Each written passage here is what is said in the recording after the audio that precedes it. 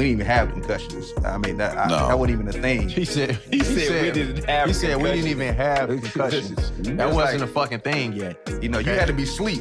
Yeah. So even it's like crazy. But it's crazy. Yeah, it's crazy now. But if he don't pass out and don't wake up, then he can go back in there. Exactly. If you don't black out, you don't have a concussion. Welcome back to back in the motherfucking building. Back in this bitch. Back in Nash.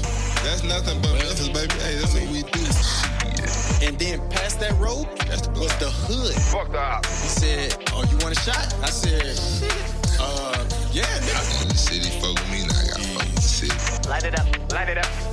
Welcome to the Raw Room.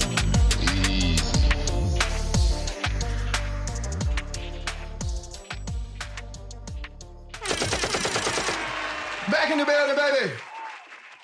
With another episode of the Raw Room, man. We appreciate y'all tapping in. It's your boy JC. Sweet is over here. Our very special guest. I'll get to that introduction in a minute.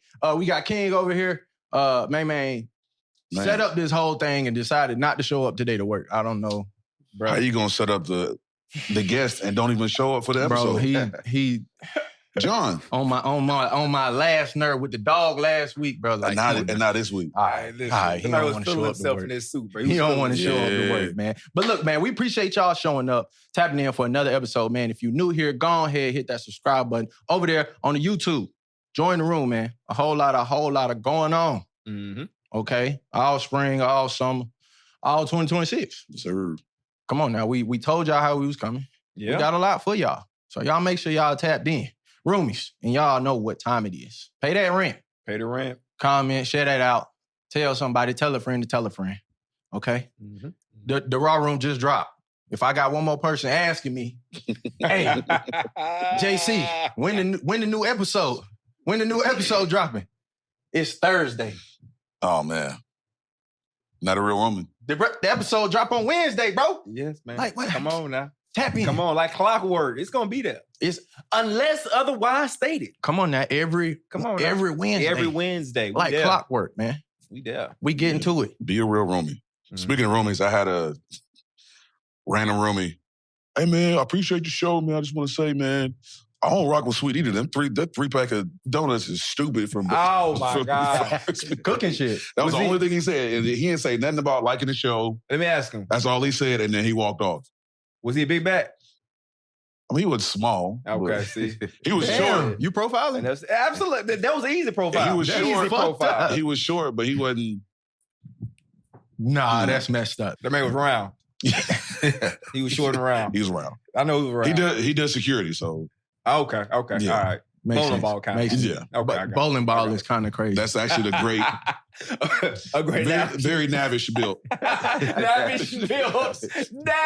I'm fucking weird. Oh my God. All right, man. Let's get to this interview, man. We appreciate y'all tapping in for the one time, and we appreciate you tapping in, Justin, man. Today we got the very special guest, Cal legend, NFL Pro Bowl running back, Justin Forsett. In the building, man. Appreciate it. Yes, sir. Appreciate you tapping in with the boys, Texas, man. We appreciate you. Come on, man. Thank you for having me. Mm-hmm. So he said from Texas, but you from Florida. From Florida, yeah. Okay, yeah. Where from? So Lakeland, Florida. Lakeland. Okay. Yep. Where's Lakeland? That's Southern Florida? In the middle between Tampa and Orlando. So Central Florida. Central Florida. Central Florida. Yep. Okay. Home Ray Lewis. Yeah. Okay. All right. Hold on. Home Ray Lewis and Justin Forsett. Yes. Hold on now. Don't forget. Yeah. And the Pouncey twins. We got a lot of people, man. Okay. There's a whole lot of talent out that way, man. Yeah, we gotta try to get them to pull up too. Yes, that'll be fun. Look, we gonna get there. Don't worry.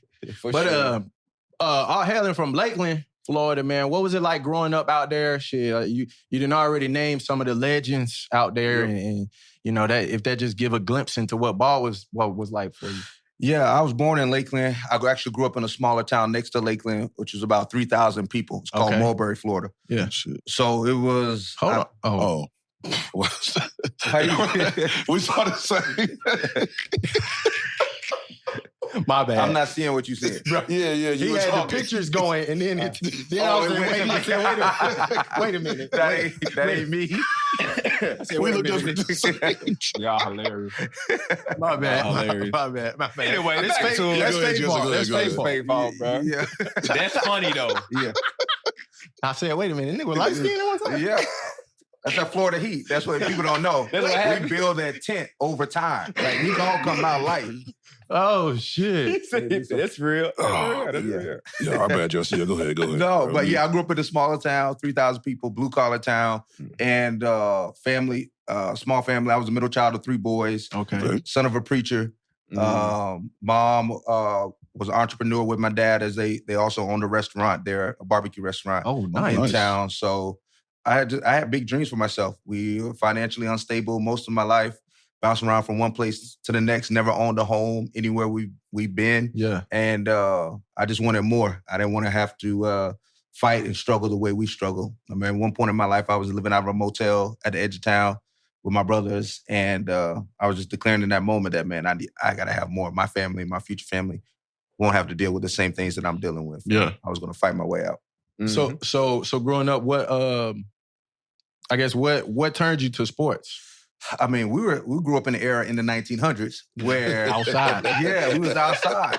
You know, when you was out, your Y'all to the parents same told age, King. So that's why I was like, y'all, early we was here Okay, talking. I didn't tell you this. I've known Justin for a while now. Yeah, we met. You said that camp. We're gonna get to it. Yeah, Y'all- we met way back. Way back then. And the night, we from the In the 1900s, 80s. so we old. Come on now. Anyway, my fault. Go ahead. Yeah, but, we were just outside. That's what we did, especially in Florida. You think about the culture.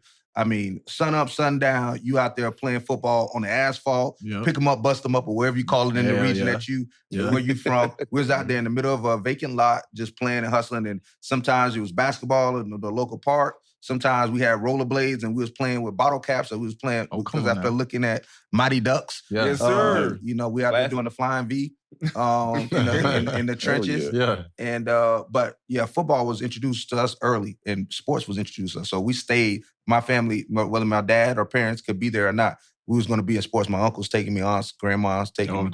So we were always around. I remember you did in one of your speeches, like you gave, you did say like you knew. I guess you said you was watching Barry Sanders. Yeah, Barry. And like you knew at that point, all right, this is going to be my way out. What age was that when you was like, all right, I'm gonna make this like my way out?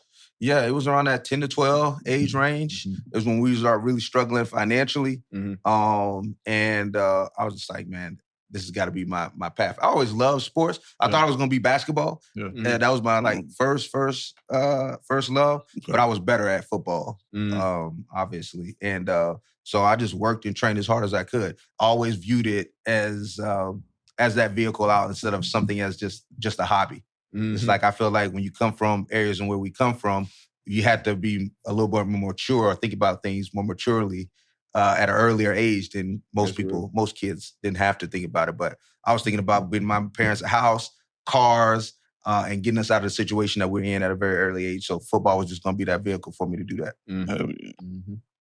You started playing, I guess, organized football when? Grade school? Yeah. 7 years old, I was playing tackle football. Okay, nice. You started off. We hitting early. Oh, yeah, head bust. How what? Day one. Yeah. Now, we didn't know no flag. We don't know flag football. It was 707. Yeah, flag wasn't a thing. No, I don't even remember. I can't even remember anybody, even in recess, playing flag football. No. I don't even know we had flags. Now, we did play capture the flag. That was the closest thing that we got. It wasn't involved in football. Right. I was cold to capture the flag. Right. That game was so cold. I used to kick the cone down, let niggas out of jail and shit. Remember that? You got a jersey for that one too? I should have one. I should have one of the Raptors for capturing the flag. Damn. There you go one. He shoot. I like it. Speaking of jerseys, I don't know if y'all recognize or not, Oh chat. my gosh, yes, bro. It's here. We did it. Get off my back now, bro. We did it. I finally got it. Three I got times a call in the from Raptors. coach, bro. Yeah. 3 times. Oh, he did call you. He thought about calling me. I felt the energy. Anyway, back to it. So started playing football about 7th grade. Always running back? Always running back for the most part. I was on the defensive line at some point. Huh? I was. Huh? Well, I mean, you get everybody until you figure out who's who initially. But I was kind of backing up on defensive line. We was getting beat my first game, and I was the smallest guy on the field. And the coach asked if it was okay for asked my dad if it was okay to put me in, and at running back towards the end of the game. And literally the first play, I get hit, stuffed in the backfield. They looked over the sideline and said, "He's okay. He's okay." He's all right. Keep going. Keep him in. The next play, I went like 70, 80 yards, and I've been running ever since. Shit, well, Run ever since. Yeah. Welcome to the league, Mo. Right. That's lit. Yeah. So yeah, football was kind of the things where I had immediate impact. I really felt like that pride of playing sports and being able to help my teammates. And it was kind of an escape from everything else. So it was a really cool space. I remember early on now, doing what I do now and speaking, my dad even using some of the storylines of my games on Saturdays for sermons on Sundays. Okay. So it was a big part of our life, me and my brothers. That's what's up. Okay, bet. Let me ask you this. So, like, growing up, 3, you say you got an older brother, younger brother. Did your older brother play as well? Was there somebody that you looked to? How was he? How was their relationship? How was that competitiveness you growing up in a household with 3 boys? My older brother, he's about 4 years older than me. So he was very athletic, early age. We played baseball. We played every sport. My younger brother, all competitive, fighting just like any other brothers would fight, pushing each other. But really the person that I really looked up to at that age was my uncle, my mom's brother, who he was the first one that we had in our family that actually went to college for a sport, got a scholarship. Okay. So really? So I remember him, colleges coming in. Football, yep. Okay. He was a local high school phenom quarterback in our town, in our small town. And it was really cool to see coaches come in. Coaches, that's him. Cuz yoked up. Man, is that AI? Jesus Christ. Quarterback? I'm like, is that AI, bro? Golly. He got to be in college in this picture. Yeah, he in college. That's right. Because ain't no way in high school. Hell no, boy. He hasn't got his glasses. Nah, he looked like he a prime linebacker. No, that was DB. He moved to DB. DB? So that was a corner right there in the 90s. Shit. Damn. He'd probably be cover 2 corner right now if he was playing. I bet he did 225. Yeah, he did. Yeah, for sure. He did the rep test. He did the rep test for sure. Come on. But he was the inspiration. So I would see him training day in and day out, running like from our house, which was outside of the city, into the city, which was miles into the city, like maybe 7, 8 miles into the city, back and forth. He had a weight set in his room, and I would use his bench press, and I would do curls and all that stuff alongside with him to train myself. So he was a really big inspiration growing up earlier. Nah, shout out to him. That's what's up. Crazy. Yeah, niggas was built different back then. For sure. For sure. Outrageous. That was a grown fucking man. He was 17 in that picture. Crazy. That's nice, bro. King said he got to be in college. That nigga 17. 17. Man. Oh my gosh, bro. Oh my gosh. Man, all right. Okay. I ain't never yoked up. Yoked up, man. That's more than creatine. That's explode. That's all the old school shit. All the But nah, great players, man. So you living in Texas now. I'm gonna ask the question, Texas or Florida, who got the better high school ball athletes? So I would say athlete-wise, always Florida. But as far as like the trenches and the size and the atmosphere of football, you're not gonna find a better place than Texas.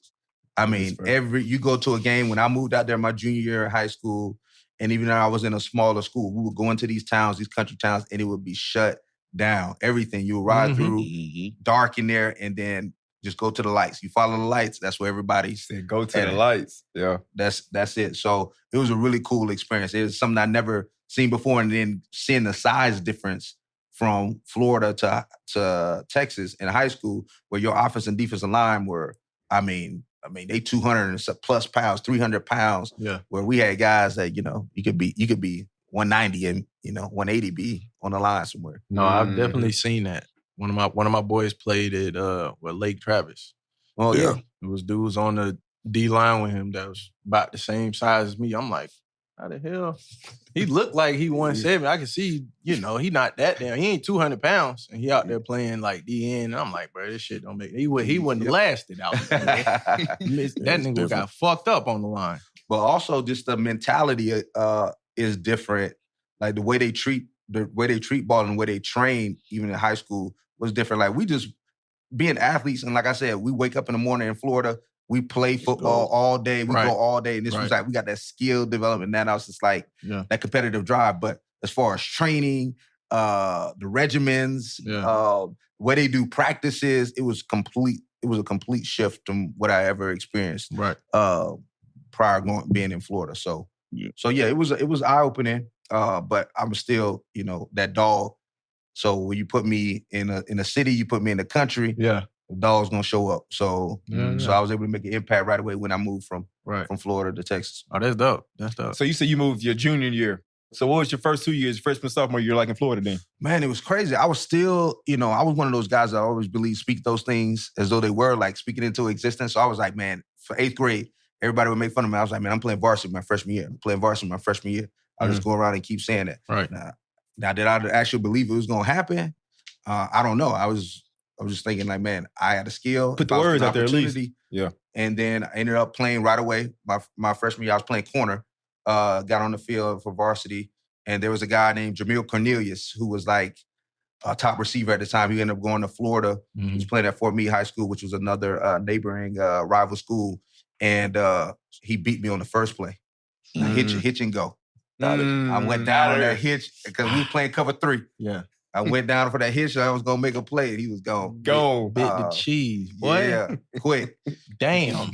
But from that, you just gotta have that short-term memory. And I was going back. They didn't take me out. They didn't pull me. So I was gonna go find a way to make a play and make a mark. And then we got our running backs at the time. I was probably third string running back at the time. Both of our running backs got in trouble maybe midway through the season. Mm-hmm. Then I ended up starting my freshman year midway through and all the way and finished up. But I was doing my thing when I got a chance. Was it hard for you to leave? Like, was the thing like snap? Like, I'm you what? I'm assuming 14, 14 years old. You starting, you know, and now snap, we got to move to Texas. Well, my older brother had moved to Texas before I went there. Okay. So he stayed with a family friend of ours. And so he had the lay of the land, knew the school, knew some of the people there. We had friends there. Oh. And so he kind of led the way.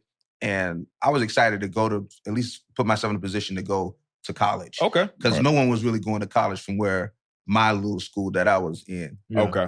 At the time. So it just gave me an opportunity to do that. So I was excited about it. Now my school at the time, they weren't thrilled about me leaving me. No. The school. No. So I remember telling my friend, I was like, man, I'm about to leave. And I wasn't going to tell anybody, the coaches or anything. Everybody knew. And then everybody found out. So I'm in there, you know, trying to lie to say, man, I don't know. It's up in the air. We haven't decided yet. Knowing I was going to be gone. That's crazy. I was like Magic Johnson. I ain't going to be here. So was it a big difference from the teams? It's like as far as like the success that y'all was having on the field when you went to Texas? Yeah, I mean, we weren't winning much games in Florida at my school. But this team in Texas have state championships. Oh, shit. But it was a private school league, but still state championships there. And then when I got there, I would end up winning 2 state championships. My last 2 years. Getting fucking busy out there, boy. 5,000 yards. 5,000? 2 years? Yeah. 2 years. I wasn't even the best player on my team. And that's y'all right there? That's us with the goal? Yeah. Hold on. Oh, wait a minute, now. This is a highlight tape. 2021. We're 21. That's just... So that was just a jersey at the time. That was my junior year that was available. I was a number 2 guy. Like, 2 was my number. Yeah. So it wasn't available at the time. So the next year I would get it. But that was just something, you know, Deion Sanders. Hey. That made it popular. Right. Boy, it's looking... Chocolate. Damn, that nigga dark. Good Florida. Young Justin. Yeah, that's crispy. Man, he went from Florida to Texas, so it didn't... Waves popping, though. I see the waves, man. But this year, my number 1... So the best player on our team, statistically, was Lance Leggett, who was a receiver at the time. Yeah. He was... I didn't know you and Lance went to high school together. Yeah, 6'3", 4'3". Y'all was cold. Y'all were killing people. Oh, yeah. No, the quarterback was ranked number 15th in the country at the time. They were murking people. Yeah.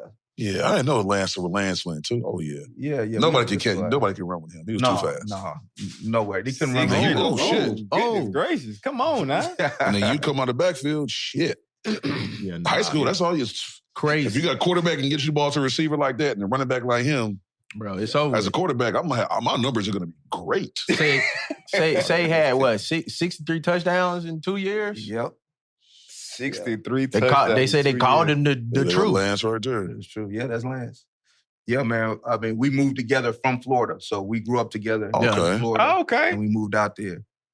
So we was living together those first 2 years. In Texas, he would go on to get a scholarship to Miami. Yeah. And my quarterback went to Purdue. So yeah, we had a little squad. We broke some records. Beating the ass out there. That's crazy. Wasn't no little squad. Y'all had a squad. Yeah. I mean, 5,000 yards in 2 years is you putting in high school. You put in work. You know? Oh, for sure. You putting in work. For sure. And in 2 years? In 2 years. Come on now. Colleges would come in and say, man, Justin, you're not big enough. You know, they hit you with the height shit. Not the height shit.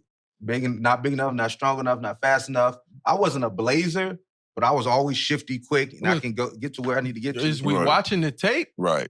What are we looking at on film? That's the high school tape I seen. That couldn't have been what they was looking at, bro. Because ain't no way I'm looking at this shit and I'm like, yeah, I can pass on this kid. What?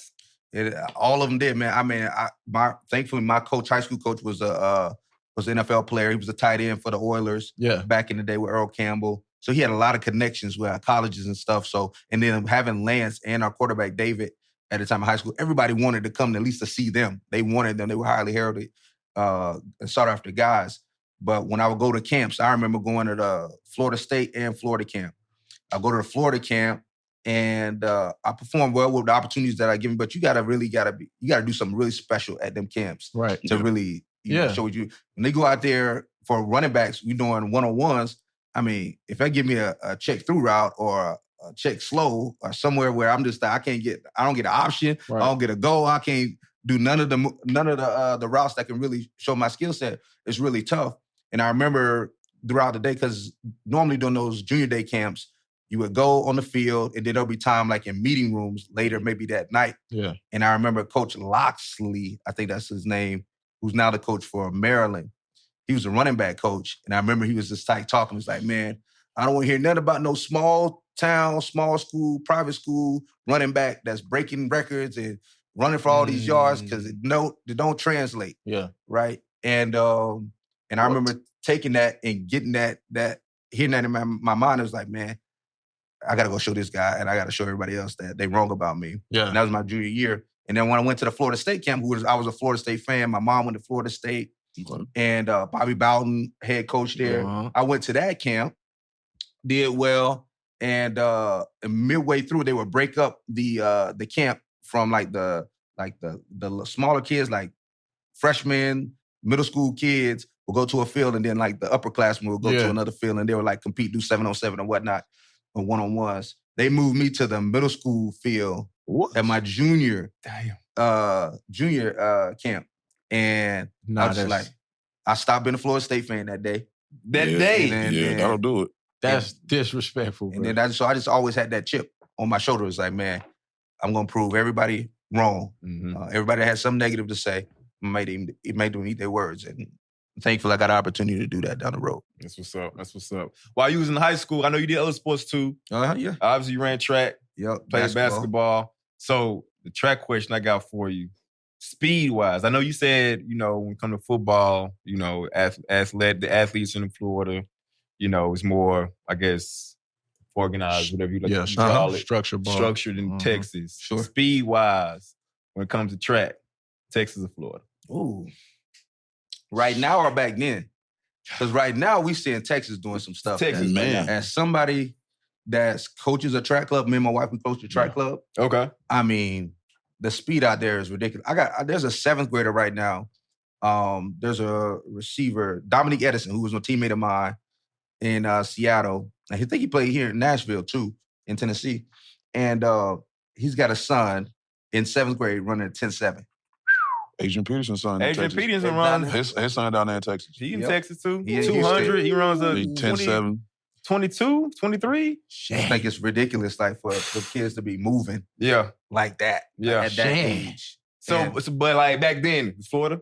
I would see, there was a lot of Florida guys that and we didn't have all the Instagram and YouTube to see everybody. Yeah. We had Xavier Carter back in the day that was super fast. I'm trying to think of who was from Louisiana. He ended up going to play LSU, receiver at LSU. Talking about Trendon Holiday? Trendon Holiday was another guy that was super fast. Yeah, Trendon fucking he was a monster. lightning bolt out that bitch, boy. Yeah, he was super. I played with him in Houston, just lightning in the bottle. Yeah. But we had a ton of guys in Florida at the time that was fast. So I would say back in my day, probably Florida had for boys and girls. Yeah. But I'm sure, I mean, it's speed everywhere, but you're talking about just like. That was like the Meccas, though. I just feel like you always hear, like, it's always Texas, Florida. You know, who got the fastest cats out. I'm sure Lance ran with y'all. Lance was, I mean, he was the high hurdle. Like, he was about the fastest time. Probably second, number 1 or 2 in the high hurdles. There was also, what's my guy name? Ted Ginn, who was also in there, too. Yeah. That was super fast and played football at the same time. So, so y'all's relay team was like that. Oh, yeah, we had a solid relay team. Now, again, there was a big, when you got somebody that's like generational speed, like with the Lance, who was, again, that's, you know, every bit of 6'3" and running like he's running, that can make up for if you don't have all 4. Yeah, it don't matter. Get it to him on the back end. Yeah, exactly. Just don't drop the baton before it gets to it. Yeah. Where was you at? Were you in the curve? Or you straight away? I'm in first leg. So first leg, straight out the block. Yeah, I was the Christian Coleman. Okay, of my team. Okay. So the start was my thing. Okay. Now after that, anything after 50 yards, that governor come on. Damn. If you go to any of my highlights, you'll be able to see. I'm gonna get out now. 40, 50 yards, I got you. I'm gonna get you where you need to be. When you hit 60, 70 now, somebody come help me. Receivers better be blocking downfield if you want this to go to the house. He said the stride can't open up no more. No, that's it. That's why it's all you got. He said deceleration starts immediately. Yeah, exactly. Because even when you think about when we do conditioning tests, and I'm sure y'all did like 110s back in college. Get out. Damn, that was milkshake. That was milkshake. Fuck. He trying to get out of there, bro. But this one, in my defense, this is a high ankle sprain right here. I'm running on a high ankle sprain. Okay. It better be a damn high ankle sprain. It ain't a low one. It's the high one. You got a flat tire. Yeah. So, oh shit, man. Okay, so Cal, man, what did it for you? For Cal, man, you took some visits and stuff like that. Man, my recruiting experience was not the normal. Yeah. I got an offer from University of Connecticut. Okay. That was my only trip. I went up there and visited in like a November, December. Ooh. In a snowstorm. Yeah. And then damn, after I left there, I don't know what happened. They saw me and they was like, we pulling the scholarship. So they reneged on the scholarship. After the visit, they pulled the scholarship. The scholarship. What the hell you did? I ain't did nothing. I ain't did nothing on the. They ain't. You ain't go out or nothing. They ain't. Oh no, that wasn't me. Oh well, true. So I was, and even the coach, the running back coach, he ended up coaching me in the league at the time. Terry Richardson that was there, and then Randy Edsel, who was the head coach at the time. We never got to the bottom of what happened. Like he knew what the hell happened. Why you ain't tell him, coach? Why you ain't tell him? Why you ain't tell him? Why you tell him, coach? Yeah, because the coaches they be knowing. Must have been some bullshit. They be knowing. Must have been some bullshit. They was just like, shit, we didn't think he was this small. Exactly. We didn't think he was this small, coach. I don't think I can go through with it. And then it was like, well, you got to tell him. You got to tell him. No, shit, that's your guy. Oh my God. So I was after that, obviously devastated that didn't happen. But I was like, okay, somebody's because this was still going on in my senior year, and I'm still putting up numbers. Somebody will come. Somebody give me an opportunity, and I did. After my senior season ended, I had no scholarship offers. Yeah, we were calling like, damn, like Purdue said I could gray shirt. Abilene Christian said I could walk on. There was all these schools that had these contingencies on, let me there because they didn't think I would be big enough or strong enough to play. Some people wanted to move me to corner. But again, it wasn't going to be a scholarship full ride offer. And then I performed well in a local all-star game. And then the University of Notre Dame comes in the picture. Yeah. And I'm excited because Notre Dame, I'm like, okay, man, this just makes sense. This is like God opening up some doors for me. And big fan of Notre Dame. Tyrone Willingham is the coach, the black coach at the time that's there. I'm just like, oh, man, this is perfect. And then a week before signing day, they told me they didn't need me anymore. Oh. So I was devastated. I remember going into that basement, crying my eyes out when I got that news and praying to God and trying to figure out, like, what's happening? What's my future going to be like? As a 17-year-old kid, I didn't know how to process that amount of rejection. Because you work so hard. I'm the one that's doing the extra work, going Sundays, Saturdays, going to a local park, conditioning, training, lifting weights after hours, doing all the little things, trying 1,000 push-ups and sit-ups in a night. Shit. Because I heard Herschel Walker doing that.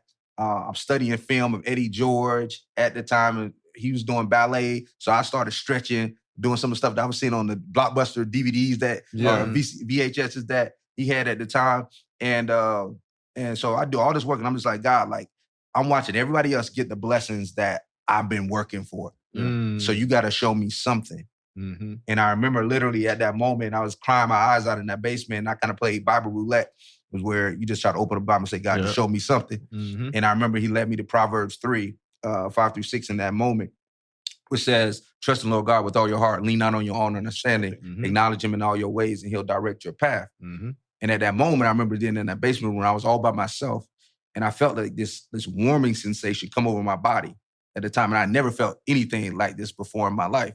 And in that moment, I had felt this peace that surpassed it. Even my understanding at the time, I was just like, man, it was just like, man, I don't know. Nothing in my situation had changed, but something on the inside had changed. And I was like, man, I just got to keep faith. I'm going to keep working, excelling at what I can't control. And something's going to open. I'm going to just have belief. Yeah. And eventually, I was headed to South Carolina State, where my uncles had went to school. And some of my dad's brothers had went to school at the time. I had connections there, which is at HBCU. Mm-hmm. And we, at that time, my brothers and my dad and my coaches, we sent out videotape, highlight tapes all over the country. We sent it to the West Coast, which he hadn't done before. And Cal got back to me, wanted me to come out to visit, and Boise State.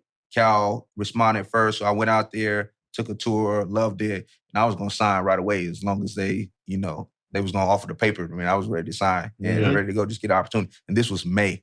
So this was after they had just finished spring game. Like, people had already known where they were going to go. Yeah, signing day was over. Yeah, that's crazy. Way over. And what happened was a guy got injured during spring game, which opened up a scholarship offer. Yeah. And then the other running back that they were recruiting at the time from Oakland, California, ended up being Marshawn Lynch. Mm-hmm. They didn't know if he was going to make it into school academically. So that's how I got into Cal. Wow. That's a crazy story, That's a story. Yeah. Like not a typical recruiting story. Right, because right before you damn near got a report to school. Yeah. Like, shit, you probably signed, and a few weeks later you at school? I was there. Nah, that's crazy. So I had to do my whole, at that time, it wasn't as big, I don't think, as it is now, because we wouldn't have national television when you put your letter of intent. But you had to take a picture in the newspaper with your hat on or whatnot. Right. So we kind of had to manufacture that to get that experience for me. I had that picture with me, my mom, my dad, and my older brother at the time where I'm signing my letter of intent, and I was on my way to school literally a couple weeks after the visit. That's crazy. Man. Yeah, you was out there. There's a couple guys that you played with at Cal that I ended up being teammates with later on down the line. Okay, yeah. We had a squad. Yeah. Well, I think D-Jack was after you. Yep. No, he was there. He was there, and then Mike Gibson, Gibby, the line. Gibby, yeah. Gibby, we got drafted the same year to Philly. We ended up being roommates for our first year, really? 2 years in Philly. Yeah. Gibby was my guy. So a lot of people don't know this, but in college, along with me and Gibby and Alex Mack, we were all bouncers. Right, Mack was out there too. Okay. We was bouncers in the clubs and in the frat parties. I'm telling you. Go ahead. Yeah, so we was bouncers. So me and Gibby and Alex Mack, those were my rides to the city because I didn't have a car And it's crazy expensive to live and be a college student in California. So we had to make some side Before money. NIL. Yeah, before NIL. Yeah, so good. I could only imagine, bro. Yeah. Because you were getting a little Pell Grant and shit. Yep. Okay, but that's... rent $2,500. Gone. Yeah, Pell Grant gone. Yeah, that's... Pell Grant gone. It's gone. So we were going late nights into the city just so we can earn some extra money. And they would have my back in the city. I was usually up front checking IDs, not stopping people from coming in. So somebody, coming in your size, I got to be the one. I got to call backup. Say, hey, yeah, man, we got somebody acting up at the front. They had him at the front, though. Gibby and Mac will show up. Yeah. They have Alex is out there. That's funny. I need some backup guys. Come on. Yeah, for sure. Oh, shit, man. So, Cal, you say you had a squad out there. You came in with Marshawn was in your class. Marshawn. Aaron Rodgers was the quarterback when I was there my freshman year. We had Lavelle Hawkins who eventually come in, who came in, transferred from LSU. Yeah. Who else did we have there? Cameron Jordan would eventually come. We had Thomas Deku, who's a safety. Craig Deku's there too? Yep. We had a number. And then as far as the running backs, me, Marshawn, then Javit came. Yeah. He looked wild then. Oh, yeah. So just think about this kid from the Bible Belt in Texas and in Florida coming into Berkeley, California. If you don't know Bay Area, just like the vibe and like the aesthetics of the Bay, it's different. It's like culturally, like it's not California, like how you see it. It's not LA. These are two different, SoCal and NoCal are two different places. Mm-hmm. Yeah. So to think about people walking around 90 degrees outside with peacoats on, trench coats on, and going to like my first house party out there as a freshman, and people are just like, it's like they fighting on the dance floor. Like they just like mad aggressive on the floor. I'm just like, man, I don't know. I ain't never seen nothing like this. Like I grew up, it was Trick Daddy in the South of Florida, and it was Mike Jones. Yeah. Mike Jones. 281, 330. So to hear somebody keep the sneak and, oh yeah, they were going nuts. E40 and all these folks, I was like, there's a whole different culture shift. But I always say, like, man, I was born in Florida and in Texas, but the Bay raised me. Like I became a man in the Bay. It was just like it's like a melting pot of all different cultures, like all different ethnicities that people I had never even met before, and imagined meeting before. I met there, and eventually meet my wife there on campus. But it was an incredible experience there. But battling against some really competitive guys. Again, Marshawn Lynch, who was number 2 running back, I think, coming out. Mm-hmm. I think Adrian Peterson was number 1. Marshawn Lynch was number 2 in high school at the time. Yeah. And so I was just fighting to make sure that I got my shine in. So my goal was to be a true freshman. When I got there, I was like, man, I don't care what everybody else is doing. I'm going to be playing day one. Yeah. And I was able to make room. That's always been my thing. I don't care what the numbers say. Mm-hmm. I'm going to make room. And I was able to do that. So I got to ask. Marshawn took the carpool tour ride. You was there for that. I was there. Where was you at? What was you thinking? Why was you on the golf cart? Why were you on the cart with him? Man. What was going on? So literally that was an overtime game that we played against UW for that game. It was going down. I think we went back and forth until we finally won that game in the end, last minute, on a fumble. Yeah. And so everybody had left. Like you see, there's not many players out here on the field with him going around the car. We up in the locker room. So we watching him on the TV screen in the locker room live. Living the car up and down the field. So I saw it the world saw it watching the local news. Him in there live, it was like Marshawn Lynch going up and down the field celebrating. And so we were all up in the locker room for the most part in there. So it was crazy. That's funny. But if I was down there, I would definitely would have been. You bring the shotgun. Yeah. That's my guy. Yeah. And I was up in the locker room watching it with us like, what is this man doing? That's hilarious, man. This guy, still one of my best friends to this day, a brother. I never, for somebody that's from there, right? You always, when you go to a different place or go to a different city, you looking for somebody that's going to like kind of take you under their wing and show you around. Like he opened up everything for me when I got there. Yeah. And now we were competitors and we were fighting for spots and playing time. But at the end of the day, we were family. And it was a beautiful thing about him. Like, and he lived a very different life. I mean, he was one of those guys that highly, highly talented, generational player, but he experienced a lot of loss. Like going to college, I never been around somebody that had so much loss as an athlete. He would miss a lot of practices because family members or friends were passing away just in the street in the town or in Oakland. And he carried a lot. Just had to sit on his back, but he was always giving. He was always the best teammate, always find a way to even have laughter and joy and not take himself too seriously, which was what I learned from my time with him there even in college, because I was a perfectionist and I had to do everything right. And I was taking my job extremely serious from day one, where he's just like, man, you got to loosen up. You got to be able to enjoy this thing. So that's one of the things that he taught me. But just a special human being, man, even at a young age. Yeah. Shout out to Marshawn Lynch. That's dope. We love him over here, Oh, I mean, sure. He would love this. Yeah. He would love this. We love him over here. Pull up. Well, so all right, we in college now. You fighting for a spot. You've been out there. You on the field. What was that welcome to college moment when you knew, like, all right, we ain't in high school no more? Man, it was when I was thrown into the lineup. Even that first game, like I was balling through camp. Camp was crazy. Like I got we're on the backs of. So Aaron Rodgers is back, and he's one of the top, maybe one of the Heisman watch list candidates. J.J. Arrington is the running back at the time, who was, he ended up running for 2,000 yards that season. He was the Walker candidate at the time. So we were just fighting to get some opportunities. But I thought, since I balled out, that I'm going to be playing some serious minutes. Like, I don't know how they're going to carve this thing out.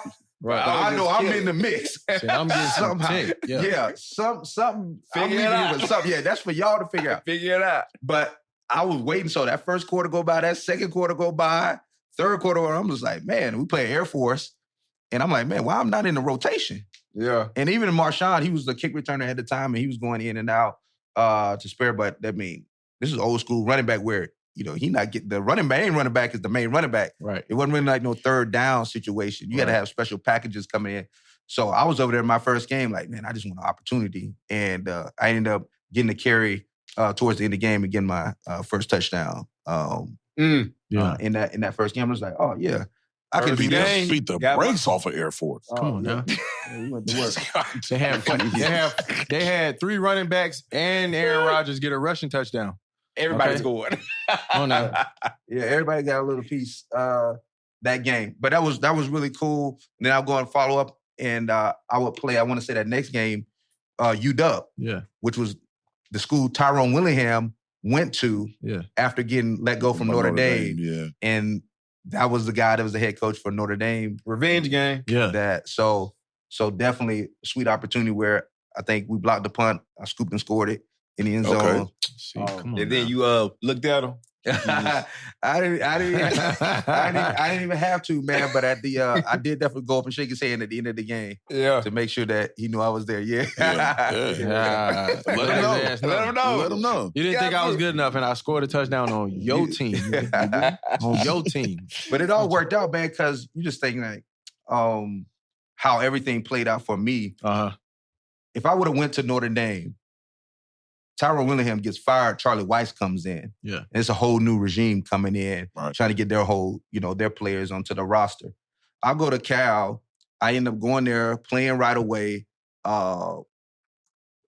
playing underneath some really great coaches that end up going and coaching in the league, players that are, will be Hall of Famers at some point. I end up, Tyrone Willingham, he goes to the school, to the conference that I'm in. And then I meet my wife there, who now married over 16 years, been together over 20 years now. Congrats on that. Congratulations. Appreciate it. It's just like, man, you say if you want to make God laugh, tell him your plans. You hear me? Like, so just you think about the direction that I was on.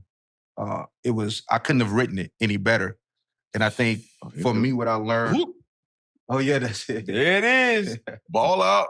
Scuba squad on that. That's it, man. I mean, it wasn't nothing too special. And I'm in that same 28. It's a touchdown, if you ask me. You hear me? Yeah, six I was about to say it's 6-0.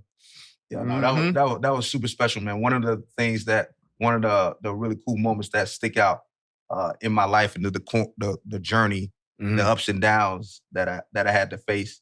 There's a theme of rejection and overcoming and persevering and pushing throughout the course of my life, whether it's sports or business, that is just like, man, you just stay the course. I think for me, I got frustrated because I would see people get to the spots faster than I would get to, that I wanted to get to.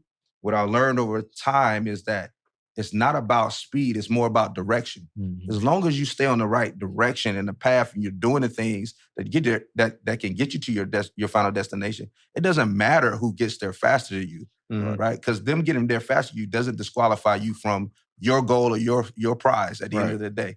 So if you just keep your head down and stay focused and be singular-minded, like, I mean, anything is possible. So, I mean, in addition to that too, I know you just said earlier, like it was like a thing like a why. Well, the why is, I feel like now just listening to you, obviously doing some research on you and hearing some of your speeches, things of that nature, you wouldn't have the story. Oh no, you wouldn't have the motivation. You wouldn't even have the, just the fortitude to tell people, hey, look, no, you can't tell me what it's like because I've been there. Yep, I did it. I got through it. Let me show you how. I'll show you why. So like that story, is what you gained from it. And I mean, that's a story that you can't take that away from you, at all. And it's amazing hearing it. So like as soon as the book comes out, bro, come back to the pod. You know what I'm saying? It's coming for sure. We'll for sure get that thing signed. I gotta ask you. So I'm a Steelers fan. Oh man, I wish I would have known that early. I would have walked over here. Oh, man. Oh, bro. I sure picked you up. Yeah. I sure picked you up. But no, so we just talked about Marshawn. And, I mean, you're in the locker room with Aaron Rodgers too at the time. So I mean, what was that like? What was the energy like in the locker room with him? Words of wisdom he probably gave you? Did he know at the time that did he have that mindset that he has now? Like he knew yo, I'm about to be like that when I get to the league. I never experienced an athlete like him when I got to Cal because he was so cerebral. He was a guy that was a player's player. He knew everybody's name. He knew everybody back. When I first got to campus and I walk up to the star quarterback and I'm outside on the field doing some, workout, he comes up to me and says, "Hey, man, Justin, how you doing? Nice to meet you, man. I watched your tape, man. You're doing some amazing things. Can't wait to see you on the field." And there's like somebody that's a freshman coming in and your star quarterback is like, he know your stats. He knows what's going on. He know you. He's just like, man, that's crazy. That's love. And he was like that, not with just me, but with everybody. Like, he wasn't too big for anybody in that locker room. And that's what made that group really special. And him as a leader special. And you could tell he was different. I mean, I remember the game that we had at USC my freshman year, and we were both under USC. And this is USC at its prime. This is Pete Carroll. Yeah. This is Snoop Dogg, Will Ferrell on the sideline. Okay. Reggie Bush and all of that. And we would go to that game. And I think we were both undefeated at the time of that year. And it's probably close towards the end of the year where who's going to be number one. And he throws for maybe 26 straight completions. 20, what did you say? 20, well, how many? 23 consecutive. Yeah. Consecutive. It like broke a record. Yeah. At the time, I was like, oh, this guy is insane. Yeah. And I don't think the incompletion happened until the second half.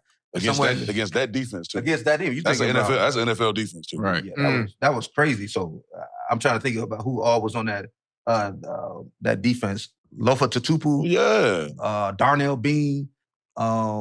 Yep. Taylor Mays hadn't gotten there yet. No. They had Sean Cody. Yep. They had guys. Desi was a DN. That's the roster right there. Ooh. There you go. Defensive line right there. Said Bear. Oh, he got a. Oh, here I got you. Yeah, you go make that bigger, bro. I was gonna say, I got glasses on. I still can't. You go make that bigger, bro. There we go. Oh, Rucker, Frosty. Yeah, Frosty. Yep. Cedric Ellis. Was a monster. Yeah. Yeah, they had guys. Yeah, Lawrence Jackson. It wasn't you, Desi. I was thinking of Lawrence Jackson. Yep, Lawrence Jackson. He got drafted the same. Mike P. That's right. Mike P. was there. Mike Patterson. Yeah. Keith Rivers. Yeah, Lofa. Keith Rivers. Yes. Yeah. They had a squad from top to down, from top to bottom of the roster. And their running backs was crazy. Oh, yeah. At the time. Running backs and receivers. Dwayne Jarrett, I was covering Dwayne Jarrett because as a freshman, I'm in a special team, so I'm doing kick returns and I'm on punt team. I think I was maybe the PP on punt team, and I was in the vice over there. I don't know why they had me at vice on the outside. You just showed my speed. Right. But I was back there. I was hemming up. So Dwayne Jarrett, who's at that time, I mean, he was going to be one of the top receivers going into the draft. Yeah. Eventually. But he's 6'4", or 6'3", and he running, I mean, he getting out of there. I think I needed help from the other guy every single time. Damn. To get it. But it was a super dope roster, dope environment. And we knew at that moment, I was like, okay, this guy is. We knew he was good already, but that was just like unworldly. Okay. Yeah, so y'all first season, y'all end up going, it was 10 and what, 4? No, we lost one game, I want to say. No, 10, I said 10 and 4. I'm thinking of the new shit. The final record was 10-2 and finished number 9 in the country. Yeah, because we lost in the bowl game, the Holiday Bowl, to Texas Tech. Man, that's a great little season right there. Man, it was for your first season in college. I know it's. I feel like at this point too, you just used to winning. I mean, heck, you just came from 2 state championships. Right. Yeah, but then you walk into this. I mean, it's so funny because like you're used to winning, but like you've dealt with this rejection. But like as soon as you get past the rejection, you gonna win again. Yeah, you walking right back into the W's. Yeah, it was crazy, man. Because again, how I even got there, and then to walk into a season where your team is ranked top 5 in the country at the time, and we got robbed from the Rose Bowl that year because we were supposed to play in the Rose Bowl because at that time the Big Ten number 1 team or number 2 team. No, it was number 1 team, and the Pac-10 number 1 team were playing the Rose Bowl together. That's how it kind of was scheduled. But Mac Brown got on there crying for Texas to get in there right before they did the seeding for the bowl games, and then we didn't blow out Southern Miss at the end of the year. Like we took our starters out at the end of the game. Oh, so that actually hurt y'all, and that hurt us. So we didn't get a bowl. We ended up going from the Rose Bowl to the Holiday Bowl. Damn. And if you know that, if you ever... Yeah, it's a big difference. That's a big difference. It's a big difference. What were those bowl game gifts? Like, I know we all expect bowl game gifts. So obviously, there's going to be a big difference from the Rose Bowl gifts to the Holiday Bowl gifts. You probably went to... we went to the... I think it was the Sugar Bowl my first year. We played the national championship. It was in New Orleans. The gifts was fire for that shit. Yeah, y'all probably got a car. Nah, we ain't getting no car. But the gifts was legit for real. Yeah, there's got Xboxes. There's getting camcorders and things like that. I want to say I got one of they had. I think the mini iPads just came out. Okay, I got one of the iPad minis. Yeah, I think we got a portable TV. But ours was a portable. So TV. when we went to the Sugar Bowl in 2004. We got portable DVD players. Yeah. The Nokia portable DVD players. Yep. Yeah. And we end up all getting it was a pair of Beats. I think they was like, man, I forget. I was like, Beats, man, that wasn't even around. Yeah, wasn't around yet. Yeah. 2000. Yeah. Yeah, they didn't have that shit. But the gifts was cool, man. That first season experience, man, coming out that first season, you thinking like, all right, college ball ain't really, it ain't really too hard out here. No. We're gonna be nice. Oh man, for sure. My confidence was through the roof. Again, when you going against guys like we had on our team, I mean, we had, whether it's from the offensive line and defensive line, linebackers, all safety pro guys. Matt Giordano, who was back there at safety, Thomas Deku. Matt Giordano is the guy who almost caught Devin Hester on that return in the Super Bowl. If you remember versus the Bears, he was the white guy that was the running white down. boy, yeah. That milk check. No, he's not really a milk check. Okay. No, he's not really a milk check. He's not really a milk check. He can go. But I was playing against these guys, Lorenzo Alexander, that I was like, man, I can get loose. Like I was making moves in practice and pass pro. I was fitting guys up like nobody. That was my calling card. Like I was making plays. So I was like, man, like I just need the opportunity at that point. And I was battling. There was at no point in my career, especially in college, that I thought I wasn't the guy. Okay. Even with, I just think I was delusional. And I think you got to be that way. Supposed to. And with all the guys like Marshawn Lynch coming in number 2, and he was a freak. I mean, this guy came in as a freshman, cleaning 365. Like it was unworldly strength. But I was like, if they give me an opportunity, the worst thing that they can do, if they want this other guy to play, don't give me a shot. Yeah. And that was the mindset, and I knew I had the ability. And then that next year, he would go down. He was starting, and I was his backup, and it was him and our show. And I got a couple games to start, and it ended up at the end of the year, he had 1,000 yards, and I had 999. Oh, yards. Damn. Yeah. 1 yard. 1 yard. Man, that hurt too. But to be backups having almost 1,000 yards a piece. Sheesh, man. If they had NIL back then, you made a killer. Might have been. I might have been in that portal. You go. I'm gone. 2,000-yard rushes is not a thing, bro. That's not really a thing. In college, you know. No, they not really doing that. That's crazy. I blocked for 2 of the best, and we didn't do that. Man. Yeah, I was so hurt after that bowl game. I remember just had them 235, 31 carries. Shit. Work day. Oh yeah. There's Marshawn. He got hurt. Work he didn't day. play that game. They work there right there. That was good for 4th highest in school history, by the way. Okay. 31 carries? Is that what you're talking about, the yard? The 235 yards. Okay. That still stands to this day? 4th highest in school history. To this day? Sheesh. Yeah. Top 5? Man. Yeah, 31 carries is a... You got a day, man. You got a day of the That office. day, they was like, here you go. Show us. But they was really eating on, but like, got a receiver that had 130 as well, so... Yeah. Was that DJ? It's New Mexico. Yeah, it's New Mexico. Was that DJ? DJ was that? Yeah, that's DJ. Yeah, that's DJ. Yeah. Yeah. My dog, my guy. And y'all had Vail too. Yeah, LaVale. But I'm sure y'all's meeting rooms were crazy. Oh, man. Nothing but the things that happen, fights before the game. Yeah. Nah. I can only imagine, bro. I mean, within the team? Within the team. Hell yeah. That's the guys, all them personalities in one locker room, bro. It's too strong. And not enough footballs. It's not enough footballs on the field. Not enough footballs, man. If we would have had 3 footballs, if we could play, we might have been able to keep everybody cool. But having 1 football for all of those personalities, especially at the receiver position with that type of, just like they all want to touch the football. Mm-hmm. It's just hard. It's hard. And I think that's what even all the players that we had, especially my senior year that we had, we just didn't have that solid team. Like we didn't have everybody together, the accountability. Yeah. Everybody was thinking about going to the draft. It was a lot of me.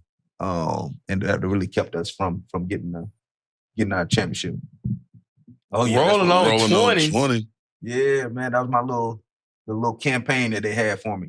Sitting on dubs. Rolling on dubs. I like it. That looked like a weak mixtape cover.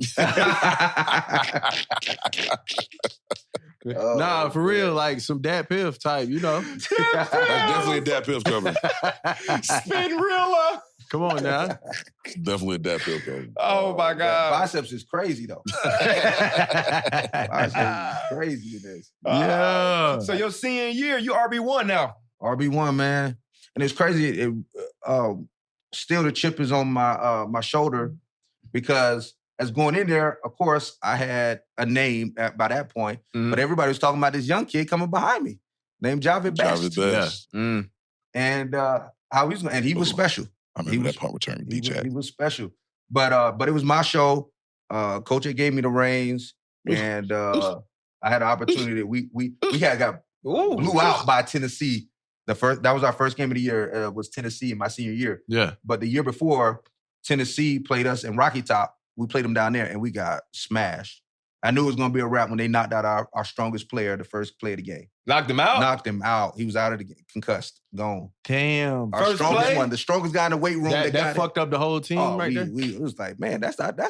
That's the one we sending out. If the Martians attacking the world, we sending Craig out there. Craig gets smoked the first play. Welcome to the SEC, Craig. Oh, man. Oh, bro, I gotta see it, fam. You can find it. Let us know. I gotta see this. So we had to get our lick back that senior year. Yeah. We had talked about it all summer. It's like they had to come to our house and we had to get payback. And I remember that. And we went to work, and they had a squad. They had Arian Foster on the other side, had Eric Berry on the other side. Eric Berry. That was D-Jack, that punt return. D-Jack had that game. Yep. Yeah. Crazy. Hey. Robert Jordan, who's slept on. Oh, yeah. Y'all Hawk. were fucking Tennessee up. Man, we had so many guys. I mean, you think about Cameron Jordan's on that team. Yep. Stuff Alex the goal Mack. line lead. Hell yeah. Yeah, we had guys. I remember that game. But we would win. We'll be number 4 in the country at the time after beating Oregon. And I knew we kind of probably overdid it with that win because we won, I think, the last minute in Oregon, maybe in that game 4. Boom! It was game day. Is that the Clay? It was probably one of them. Oh, yeah. Oh, he's the wedge guy. Yeah, he out. Sleep. Yeah. The Tennessee guy knocked himself out, too. Wow. Yeah, they both went to sleep. Oh my God. Yeah, both of them That's sleep. our biggest guy. Football. Both of them sleep. I love it. Shit. Football. Wedge Hey, busters. your boy, the Tennessee player at least got up though. Yeah, I know. Your boy is out cold, dead body. Night. Yeah. I want to see it. Shit. And this, ladies and gentlemen, is why they don't do the wedge anymore. Exactly. And that's crazy. Yeah, you think about how many guys is in that wedge? 1, 2, 4. And you got the off returner. 4, and the other Man, dude just hey. didn't get connected. The other nigga from Tennessee got smacked, though. Oh no, there's They ran through. it's just a whole lot of dead bodies right there. They just came, first play of the game, they said, bro, we just gonna hit somebody. Golly. And They was coming full speed downhill. Like, This is football. This is what football is. 4-man wedge and Special off teams. returner. Come on now. Yeah, exactly. This is why special teams is full of crash outs, because this right here. And you think about Neyland Stadium, first season opener, see him orange, it's going crazy in there. And they kick the ball off and he run down there and knock the wet. Boom! The whole stadium go boom! Straight adrenaline, too. Oh, yeah. So He ain't feeling nothing. they going stupid in there. Inky Johnson is in this game. Yep. Inky Johnson. Shout out to Inky Johnson. Inky, F. Okay. Yeah, One they have. over in there. Sheesh. F, who else? D-Block. Bunch of guys. We were in college at the same time. Okay, so yeah. we used to, I never lost to Tennessee. We beat their ass. So. Yeah. I'm trying to think of the receiver that made his mark. We got him drafted out again. Meacham. Yeah, Robert Meacham. Robert Meacham got drafted off of that game. He probably had 3-4 touchdowns that game. Shout out to Meach. But because of that, the next season, we was like, hey, man, we can't go out like this. Is Cali. They came to Cal. We coming there, we playing that. Coming back to Cali. Oh. Man, we was... Nobody was jumping in there. Yeah, we was 70,000. We was 70,000 in our stadium because I know Neyland probably got about 100,000, 90,000. But we had people in the trees because in our thing, they stopped us from building a new stadium. Yeah. We were promised the stadium throughout my whole career. But the homeless people set up shop in the trees around the stadium so they couldn't cut down the trees. So it stopped renovation. Damn. So, but these are the people, homeless people, they were throwing stuff at the fans down that would come up. So whether it was they feces or pee, they was throwing everything, trash. I mean, it was down like that. They got y'all. Hostile environment. They got y'all. They got the homeless brigade in the trees. Yeah, exactly. No, that's outrageous. That's crazy. So we had to get back. So that was a start of an amazing senior year. Yeah. We go to game day, game 4, I think, against Oregon. And Oregon had Jonathan Stewart. It had Cameron Coleman. I had Dennis Dixon. Dennis Dixon was a quarterback. Yeah. They had it was the biggest game of the week. And that was my first time and our first time being on game day. So it was special. Lee Corso, everything that had. Did he pick y'all? He picked Oregon. I can't remember who he picked. But it was live. It was probably the loudest. Even when we were in Neyland Stadium, Autzen in there, that felt louder than Neyland because just the way they designed the stadium and how loud it was, it was. Neyland's not that loud. Neyland's overrated. It's definitely not loud as Death Valley. Yeah, that's that was a game. But we ended up winning that game. Oh yeah, I remember this play. We right down the sideline. We punched the ball out at the end of this game. One of our corners. Hey, Ooh, wow. I actually remember seeing this. Yep, I remember seeing this call on ESPN. Them talking about it a lot. Yep. So we went crazy. That was the national championship. If they could pan that camera, go into that locker room, we had coaches crawling on top of the locker rooms, on top of the lockers, people on the floor crawling. Like crazy. I was just like, stupid. Man. So the next week, we win. At that point, we were going to be number 1 in the country at the time because we won number 2 at that time, and we lose to Oregon State in the last second. That was the game that I got caught because I had a high ankle sprain. I got a high ankle sprain in this game. Was the Rodgers brothers playing at Oregon State at the time? The twins, the running backs. Oh, like Jacquizz. Yes. Yeah, they were the running backs. Yeah. Damn, bro. No, Everson Bernard, and then they were after. They came after. They came after. Okay. Damn, bro, that's tough. They caught you. Yeah, because LSU lost that week that we lost in Oregon State to somebody. It was an upset because I think they were number 2 at the time, and then we had a chance to go to number 1, which was probably the first time, maybe in a long time or in school history, that we would have been number 1. Probably history. And that was 07. Chills.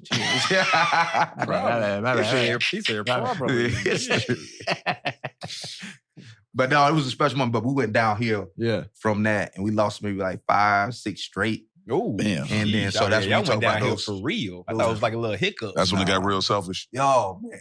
We talking about everybody looking for, talking about I'm going to the league. Yeah. It's over with. Gotta do it, bro. Man. So, we got to win in there. We didn't have 6 straight. We got a loss. We won. Who did we beat? Washington State. Of course. Everybody's beating Washington State. And barely beat them. Nah, we up by 3 points. What is y'all doing? Barely. What is y'all doing? It was tripping. Shit. Yeah. I'll tell you, after that Oregon game, what game was that? That was 1, 2, 3, 4. Game 5? Went 5 straight. And then you said it was y'all national championship, so that was there, peaked too early. That's crazy, bro. So, but that was the end of my college career. Had some good stats. I think I was number 3 or number 2 rusher. Yeah, you finished that season with 1,500, 15 tuds. Finished. Played in the Armed Forces Bowl. Only if you don't know what that's at. I know. I heard of that. Where is it played? Anybody know where it's played? Say it again now. Texas, Armed right? Forces Bowl. Somewhere in Texas, ain't it? Yeah. Fort Worth. That makes sense. Yeah. So Armed Forces. Yeah, that makes sense. Yeah, I definitely heard of that, John. Texas. So down. The good thing is that my family could come and watch me. They down the street. My high school teammates and all the teachers and stuff could come and watch me play my last college football game. That's what's up. That's dope. So I started with Air Force, and I finished with beating Air Force. Okay. There we go. Hell yeah. Beating Air Force. Storybook. What? They got the book, man. All right, man. So led the conference in rush touchdowns, second in yards, and All-Pac-10 first team. Yep. So what was that like when you kind of getting those, receiving those accolades and getting that validation just, on the career that, started off? Yeah, it was rocky. No, it was a blessing, man. I was so blessed to have that and be able to get the opportunity, especially all the no's and all the rejections that I faced along the way. You just like, man, now I'm the starting running back and I'm breaking records in the university. Yeah. All on my way to the Hall of Fame, which I eventually, me and my wife going to the Hall of Fame together for the university. Oh, that's dope. Okay, what she do? She was volleyball and track. Nice. Okay. That's lit. Yeah. No athlete, hell yeah. No, she's not taller than me. I was going to ask. I just assumed. Right. I thought it was a given. I thought it was a given. But you said okay. Yeah, I just assumed. But you said volleyball. I said, yeah. But she could probably jump higher than me though. She had a 40-inch vertical. Ooh. She could fly. She was flying. She was dunking in the rec center. With tennis balls. She couldn't. Yeah. Athlete. So super athlete. But yeah, I was blessed for to have that and be able to set myself in a position to be one step closer to my dream, which was eventually go to the NFL. And that was my mindset. Like, I want to do everything to go take care of my family to make sure that we weren't struggling the way we were struggling. So when throughout that whole college, whatever I had to do, whether it was run stadium stairs, whether it was picking up blitzers when we was doing 5 yards. I don't know if y'all had to do that by the time y'all played, but the 1-on-1s with the linebackers. Yeah. And I'm getting guys I'm every bit of 180 pounds. Yeah. And the linebacker 230, 240. And we just got to smack. It's like my mindset was like, I'm seeing my destiny on the other side. I'm seeing my family generational wealth what patterns and behavior changing on the other side. So I'm doing whatever I could. I didn't care. And we didn't even have concussions. I mean, that wasn't even a thing. He said we didn't have. He said we didn't even have concussions. That wasn't a fucking thing yet. You know, you had to be asleep. Yeah. So even like. It's like crazy. But it's crazy. Yeah, it's crazy now. But if he don't pass out and don't wake up, then he can go back in there. Exactly. If you don't black out, you don't have a concussion. That was it. It's either night or get your. So if you didn't want to go back in, you better start snoring. Yeah. Over there on the sideline. Yeah, boy. Yeah. That's football. Real football. I just thought about that drill. He said 5 yards. And they just run and hit each other. Yeah, just pass pro. Because the linebacker, especially when you see me on the other side, you're not trying to do no moves. Oh, little guy, I'm going to just run him over. Yeah. But that was my advantage because, again, I'm low to the ground and I'm not scared of nothing. So I'm smacking. I mean, all I got to give my quarterback is 3 seconds. Yeah. So I get under the chin. It's a wrap. I mean, that ended up being, I learned how to separate myself with blocking in college. And that's why I was able to get on the field early. And then that would end up me getting in the league. That's how I stayed. Yeah. Like, even though if I wasn't the guy, third down, you can always, Justin, he know where the blitz is coming from. He's going to pick up. We're going to have time. Right. I can trust him. Right. So you can do something with that check down too. Screens, swings, route. I can run the routes out of the backfield, option route, choice routes. So that would end up being my calling card. But when I got through the whole process, I went to the Senior Bowl. Yeah. How was that? How was Mobile? It was cool. It was cool, man. At the time, I'm trying to think who was with me. Chris Johnson was the running back with me on my side. Chris Johnson. He was, you could tell that he was fast, but we didn't see enough. How fast. Yeah, because he stayed maybe a day before he had an injury or something, he had to leave. But no way in shape or form that I think he was going to be Mr. 2K. Yeah, Mr. 2K. Like, Mr. 2K. But he was special. So yeah, we had Chauncey Washington. Darius Bowman was down there, so I was supposed to play in that game too. I ended up hurting my ankle in bowl practice. Oh, okay. Yeah, so I know Darius. He was at Oklahoma State, but he's from Chattanooga here. Shout out to nigga. I'm trying to get him to pull up too. Darius. You could have blocked. You could have blocked for him. Yeah. You didn't. Nigga, I had a 3rd degree. My ankle was purple. Man, what that shit? Nah, this wasn't. What that big shit? That shit Big Fox was talking about. Ankle sprain? Yeah, that Vioxx, man. Get you some fucking Vioxx. Vioxx was out. It was off the market by the end. It was off the market by the end. It was over with. And I couldn't. I would have been. It was. I wouldn't. I was supposed to. Like that one and the East-West Shrine game, but yeah, I was third. I would have been better off breaking my ankle than doing what I did. But yeah. But this was a good group. We ended up. Like I balled out during the Senior Bowl, doing all the practices. Yeah. The game was the game, and I made some plays on the game. But the practices, they want to see me pass pro. They want to see me run routes, see me run against higher competition. And I was still doing the same things that I was doing every step of the way. But when I would talk to general managers, when I would talk to the scouts and the coaches, it's like, man, we don't know if you're gonna be able to endure or hold up, like because there wasn't a lot of backs my size at the time. Darren Sproles maybe had just been in the league 1 or 2 years prior to before I got there. Morris Jones-Drew had just got into the league the year before I got there. So it was just kind of a wave of us starting to come into place. The wave of the small boulder black. Yeah. The boulder backs, man. Y'all tight, compact. You know what I'm saying? Could run and do a whole lot of things, but like, shit, on paper, they be like, five what? Yeah. And then on top of that, because you think all those other guys I named, Morris Jones-Drew 4'3", Sproles 4'3", Justin Forsett 4'6". Oh, well, I was going to ask you if you went to Indy. That's what. So I was smart enough not to run to Indy. So smart man. So the day, and I knew I wasn't, because if I could do it over again, I probably would do it a little bit different. But where I was training at the time, we really didn't work on starts. We were working more on football. Who you training with? It was down in San Antonio. I won't put his name out there. Oh, why not? No, I'm just playing. Nah, yeah, it was down in San Antonio. So his name is Bebe. Down in San Antonio. But he was like, he pushed us. Like, I was in the best shape of my life.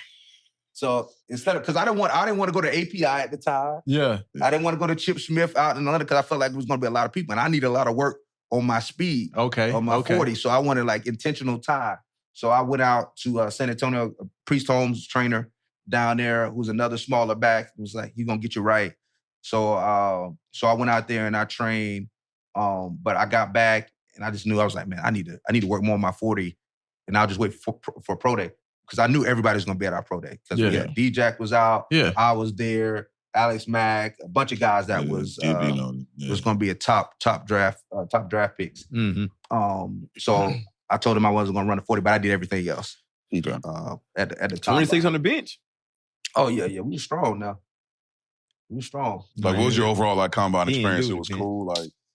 Cause what? Cause why would I do that? Because y'all got there a couple days. We got there, O-lineman. This is back when O-lineman went first. Yep. It was kickers and specialists first, and then by the time y'all got there, we were gone. O-lineman was gone.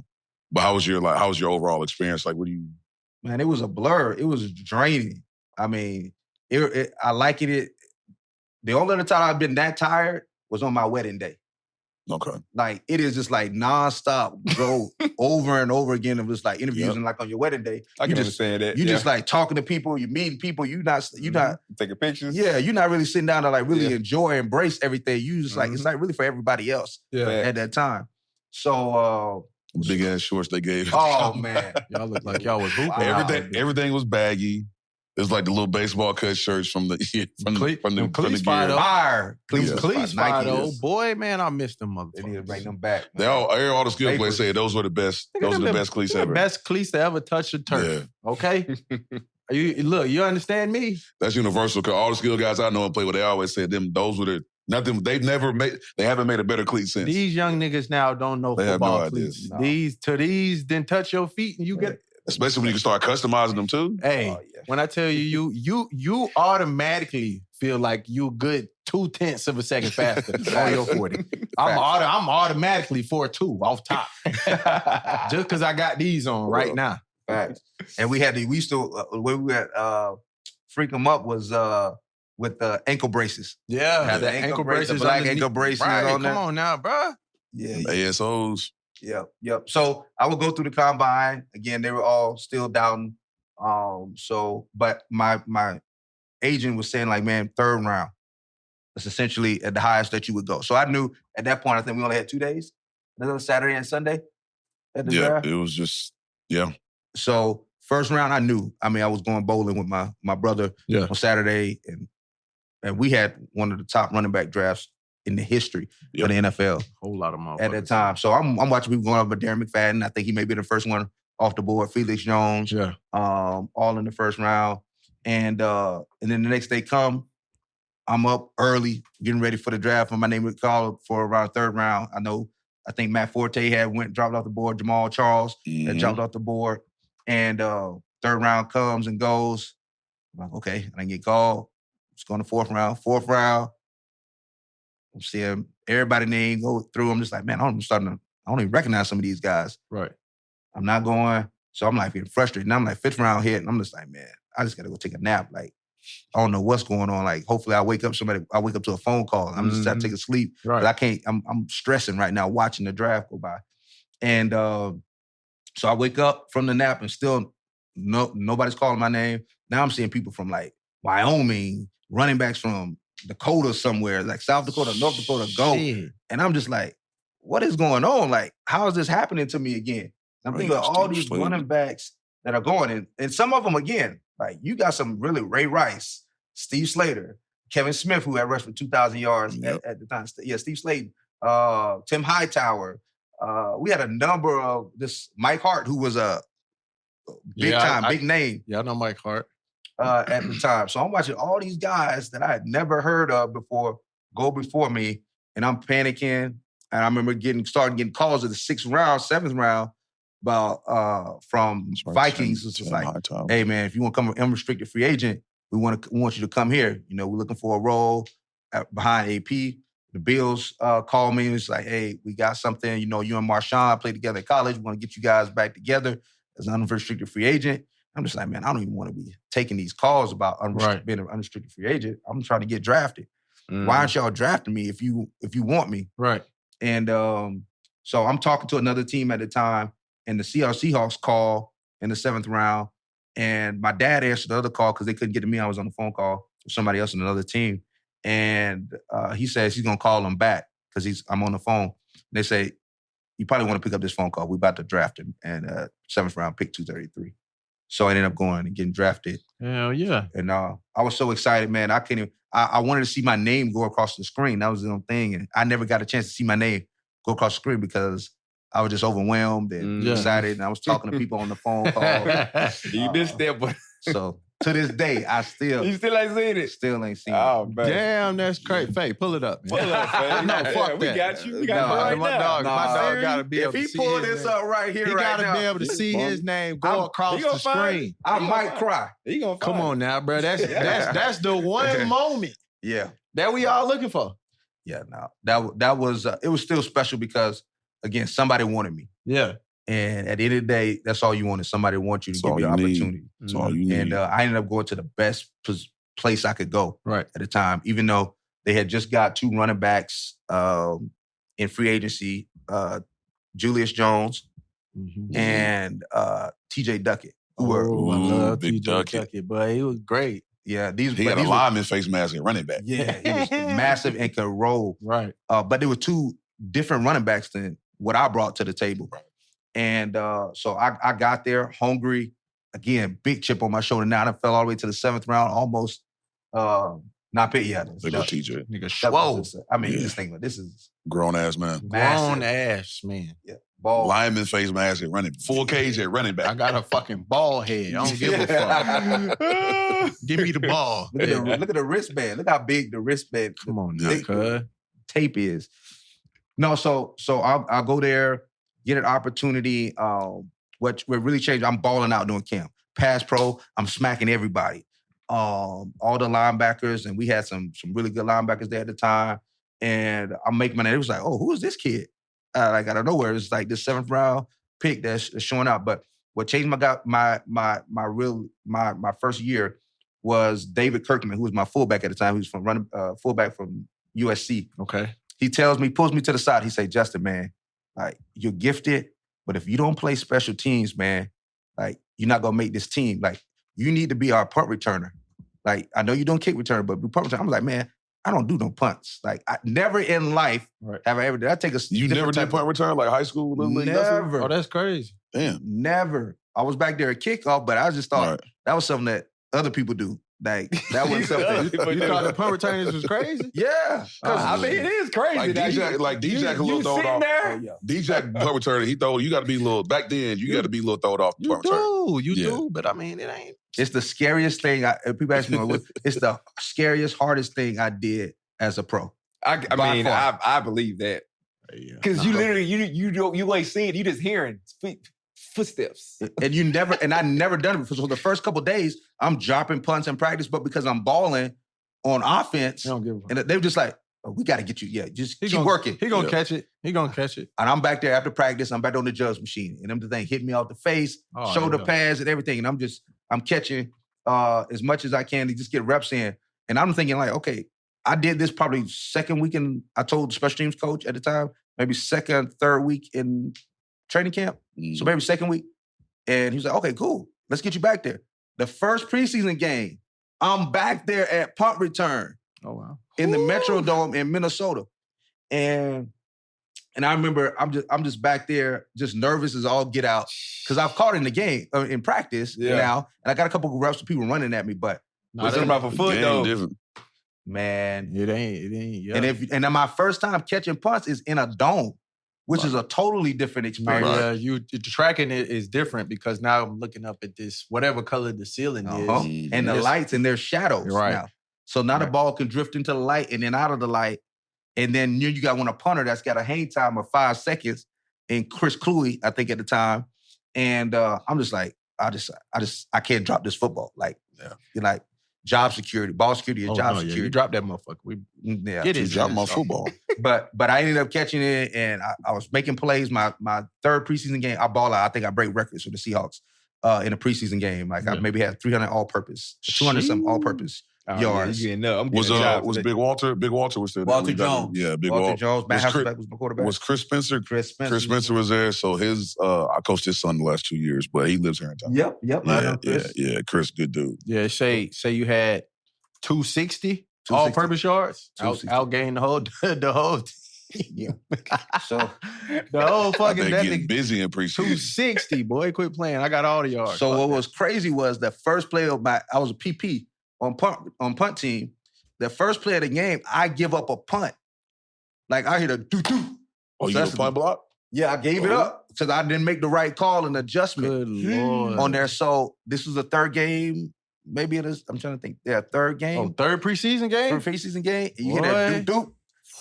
Boy, you know something. You playing with your life. Boy, yes. You playing with and your my life. heart, now it's fight or flight.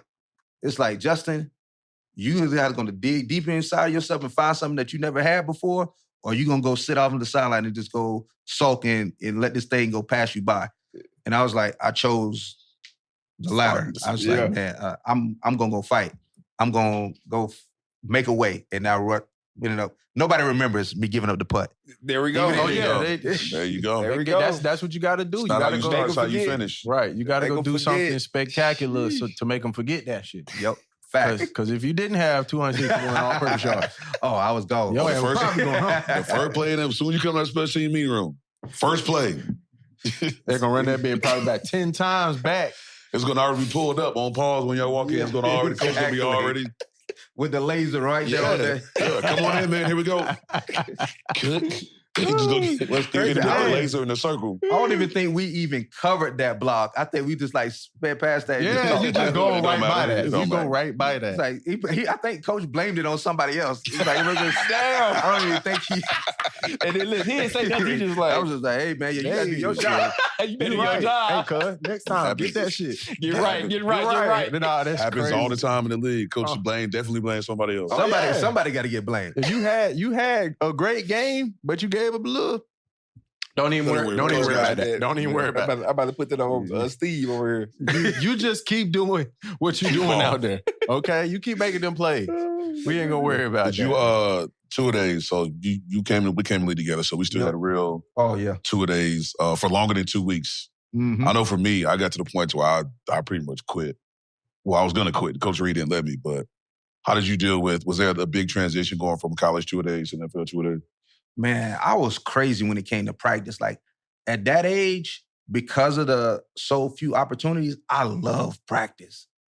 I love getting the opportunity where most of the guys would shy away because especially when you get 2 days, that second practice, some of the older guys weren't practicing. Like the older veteran guys, the TJ Duckets, with his body and the bruising that they were going to take or getting ready for the season, they was like, Justin, you go, you got the reps. So I was getting legitimate reps, and I was just like, that was my opportunities to make my name. It was really in those practices, along with showing out in the game. And so I embraced the 2 days. Those were like my time to really shine and prove why I shouldn't have been in the 7th round at the time. And then I would go on making the team after the season, after the final preseason game, making the roster. And I didn't play the first game in Buffalo. And the second week, I remember we came back from Buffalo. Tuesday, I get my haircut. I go to the barber shop. Off day, chilling. Yeah. And I'm in the chair. And I get a call, 214. And that's the facility. And they called me and it was like, I pick up and say, I'm like, who's 214 number? I don't know too many people. Or 425, I'm sorry. Number out here. I don't know too many people. And they called me and said, hey, we need you to bring your playbook, man. We're gonna release you. We're gonna try to work something out, but we gotta release you. Damn. I'm just like, you gotta be kidding me. Like, this can't be happening. Like, I did all the work. I balled out the preseason. I did everything again. Yeah. Did everything that was asked of me. Yeah. And I was angry. But you gotta go through the waiver wire. Yeah. At you this gotta time. make it a day or something like that. Without doing, but they said we want to get you back on practice squad was what they were trying to do. They was trying to hire me. And the coach picked me back up. The coach, you said, okay. The coach picked me up. I'm sorry. They picked me up off waiver wire. So I was like, oh, Tony Dungy. I grew up Tampa going. My dad used to take us to training camp. Warren Sapp, Warwick Dunn, all those guys, Brad Johnson. And I'm like, okay, this is a lifelong dream to play for Tony Dungy. Yeah. Man of integrity and character, people well respected.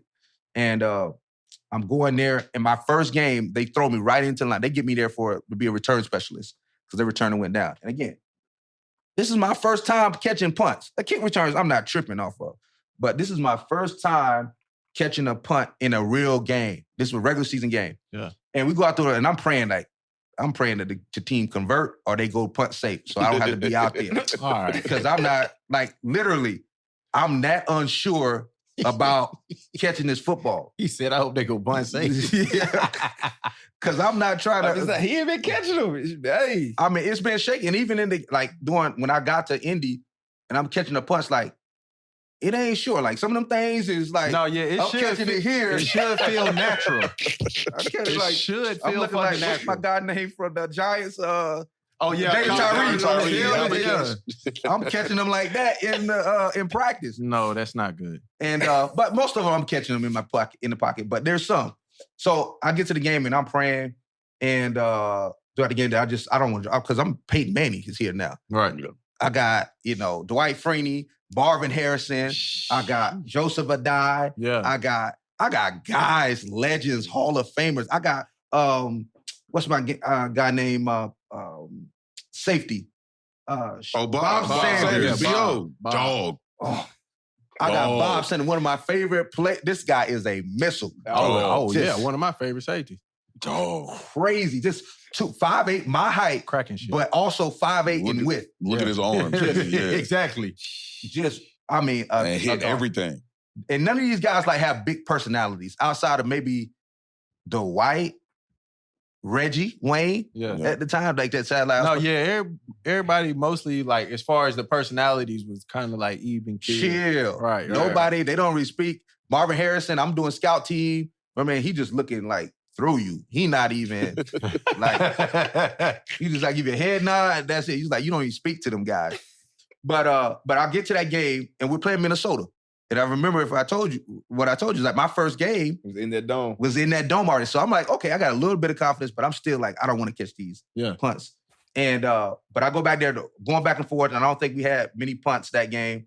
And we down going into the fourth quarter. Mm-hmm. We down and we end up making a stop, and I think we down by maybe 3 or 5. I can't remember what it was. It's a ball game. We need to get the ball back. We got to get the ball back. We got to get the ball back. We stop them. We stopped the Vikings. So punt return team gotta go. I'm man. Yeah, they not playing safe. Ain't no punt safe. They not playing safe. I gotta go out there, and I'm thinking, okay, I just gotta get this ball back to Peyton. Yep. Because if we get it back to him, he's gonna do the rest. Right. I just can't screw this up. He's gonna do what he does. So we good. Simple. So I get back there. And so every time I catch a punt, I say a prayer. And it's a specific prayer. Okay. I go back there, I say, God, please protect me. But please protect the ball. If you cannot protect me, protect the football. That's real. Because that's a good prayer. Ball security is job security. Facts. So that's your life. If I'm down, let the ball come down with me. Said if I go to sleep, please make sure I got the ball.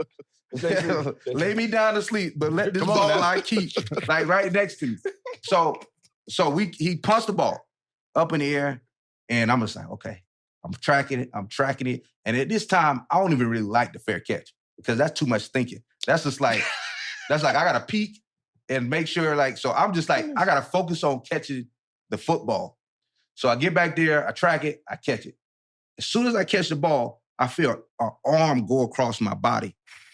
So I shrug the guy off of my body. I feel like that guy, the hip-hop dude that said his legs swung up. I swung my body. I swung my body. I swung my body. So I shrugged him off, and I got a little bit of pathway here. So I see a wall. So I ended up making a move, dipping in and going out down the side of the wall, and I'm going maybe 15, 20 yards down the field. Okay. Crowd going crazy, sideline going crazy. And I get us on the other side of the field and get the ball back to Peyton. We kick a field goal. We win the game. Man. Boy. Woo. And I'm just like, Field at that position. moment, Hell yeah. I know that hard. You was like, Oh, here you go. here it is. I felt so good, man. Just And it was 1 minute. Oh, yeah. it was a crunch tie time. game. Crunch time. Yeah. Lock in, twin. Yeah. Okay. Yeah, get off. Lock in. Yeah. Move. Coach Bates would be so proud right now. That's all you need. He'd be going crazy on the sideline. We already in field goal range now. What? Right there at the 50. He said you did more than you needed to. Yeah, But I appreciate it. I appreciate you. You did your job and then some. I'm proud of you. Hell yeah. Man, I felt so good. And I remember my locker at that time in the stadium in this away game was right by Peyton. And Peyton came up to me at the end of the game. He was like, man, we won that game because of you. And I was just like, man, I can do this now. Man, I could do this. Man. Yeah. That's love. dope as Yeah. hell. It's part of the I'm like, this Peyton man, he offered me a beer. Going on to the bus. I'm like, man, I don't even drink. I thought about it that day. You thought about it? That's definitely his welcome to NFL moment. No, I'm about to say, that's We the don't even moment gotta- right We there. don't even got to ask. That's the it. moment. Damn, you should have just took the beer and you could have Yeah, turning Peyton down. Man, Damn, that's I crazy. know. It's crazy. And I did it twice. He's crazy, man. So I after just that, kept the beer. Like, Peyton Manning gave me this beer. Don't you touch that beer. This is from Peyton right here. Put that back in that fridge. Come on now. what's crazy is that the following, like that Tuesday, they going out. He invited me out with the boys to go hang out, just like have dinner. And my girl, now my wife, was there with me at the time. She had flew up to She to just visit flew me. in. Yeah, Okay. yeah. And we had just, because I thought I was going to be in Seattle for the rest of my career after making the opening day Right. roster. You was out of this. So we went into, I can't remember, Ashley Furniture.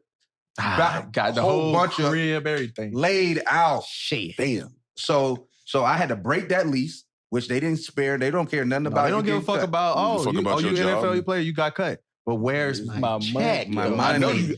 I know you got it. Yeah, right. I see it in the paper. So she comes in to help me kind of build out a place, a house there to put my furniture in there while I'm at work. And so I'm doing my thing, special teams, kick return. 4 weeks later, I'm going to the barbershop. And I get a call. It's always the barbershop. From an Indianapolis number. I was like, damn, she's calling me from the Indy number. Justin, we need your playbook. Yeah, man, we got to have your roster spot. Damn. The bro would have said, did y'all talk to Peyton first? Right. That nigga Peyton offered me a beer. I was like, bro, did y'all talk to Peyton first, bro? Peyton offered me a beer. Fuck is you talking about? I'm there, y'all let me go. Bro, you just need to grow your hair out, bro. Man, you need to get I dreads. went bald from that day. I cut my hair. The barbershop went go see another dime of my money. Bald nigga. I'm just playing. That's crazy.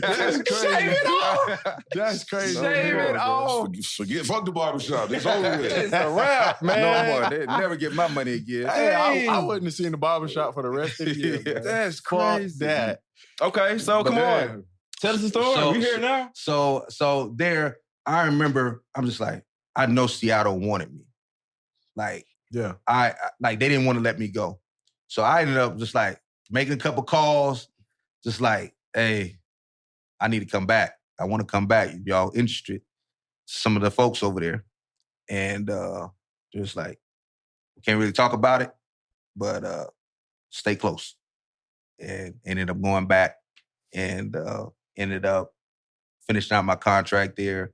Ended up that next year after playing, and I was at that point, I was just strictly special teams because I wasn't playing anything on offense. So I was a wedge buster. I was an L5, R5 on special teams. I was the off returner on kickoff return, and I was lighting people up. Like, I think we got a play right here. really? Oh no, I was getting people. Oh, body. Okay. Yep. Shit. Yep. Okay. He's angry now. Hey, 35. Okay. 35. Fucking watch your fucking ass, bro. Get in the weight room. Yeah, I was getting everybody to business. I was like, man, I am not getting cut. And he dove on him. Yeah. Everybody, Love it. Everybody can't get it. And love it. So I was just trying to make my mark, making sure that I was never going to get on that ride to the airport from Indy, which is an important note for me, is that my mom always battled cancer throughout the course of my life. She had thyroid cancer. And at this particular time, as I was going to the airport to go fly back to Seattle, I got a speeding ticket going to the airport. Damn. On my way out of Indy, they gave me a little blessing with a yeah, we're gonna take some more of your money. Before you leave. Right. Yeah, exactly. Here, take this. Mm-hmm. And my dad was telling me, my dad had came up to help me get out. And he was like, yeah, your mom, we don't know how much longer that she has. What doctors was telling her, it wasn't looking good at that time. And I was just like, okay, I got to do this. Like, somebody's got to be able to take care of the fam. And I was like, I can't get cut again. I got to make myself, like, I gotta be a main staple, a part of the team. Like, you can't let me go. And so I went there and I had one singular focus. I didn't care. Like, you know how you're supposed to have one tempo on a scout team? Yeah. I was giving them the work. They was getting angry at me. It was like, Justin, why you doing all that? I'm just like sharpening my tool, my craft. And on special teams, when I got an opportunity, I made the most of it. And I had some great veterans, right? Nate Burleson was a guy that was helping me. Bobby Ingram was a guy that was pouring into me. Matt Hasselbeck took a liking to me. So these are guys, and even my running back, Julius Jones, TJ Duckett, these guys, they really poured into me. And man, I didn't look back. I got my opportunities. I ended up sharing the backfield with Julius Jones the next year. Then I started getting some starting opportunities. And we were terrible, but I was one of the guys that the fan favorites. Yeah. I was making plays. People respected me on and off the field, which was a beautiful thing. And I knew I could play a long time. Even the GM, John Snyder, who came over from Green Bay at the time, this is my first touchdown. North South. Oh, this the Arizona game? Yeah. Hey. This is my first touchdown. Hey, that's love. Chris right there. Yeah. Yeah, so Justin Griffin was fullback there at the time. On the touch in there. Hell yeah. Great blocking. Yeah, great blocking. Zone scheme. Yeah, one cut and go. Just lead zone. It fit me. And yeah, I was just waiting for me like to be the like I always wanted to be the feature back. Yeah. I was coming in sparingly, change of pace, but I always felt like if given an opportunity, I could be a 3-down number one guy, back and number one guy. But we had some changes. So Holmgren retires after my first year. So him and his staff goes. Second year, Jim Moore comes in and he gets fired after the first year. So him and his staff goes. Third year, Pete Carroll comes in. And I ball out again doing training camp. Yeah. And I end up getting a starting job. And I'm doing okay during the beginning of the season. I can't remember what my stats were, but they were looking for like they wanted something else. They wanted a bigger back to go along with me. And I'm like, okay, I'm good with that. And they started teasing to me throughout that season. At the beginning of the season, it's like, hey man, what do you think about getting back together with Marshawn Lynch? I'm just like, I'm cool. That's my brother. Like, right. I mean, him and I back together. I'm good with that. Like, that's love. So after a few weeks, we end up making a trade. Yeah. He comes in. It's all love. I'm bringing him in, making sure he's all situated, getting him up to speed with the playbook and whatnot. And I'm thinking, I'm like, okay, we're gonna work him in, right? Because I've been the guy, and no one's telling me any different. I'm just thinking, okay, we're gonna compete like we normally do, and let the best guy win the spot. But I remember my running back coach at the time, Sherman Smith, who lives there in Nashville. He sets me down. He's like, hey man, he's here now.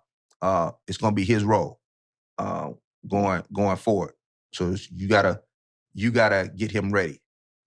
And it's one side of just like, man, as a competitor, just like, man, let's just compete and fight for the job and see who gets it.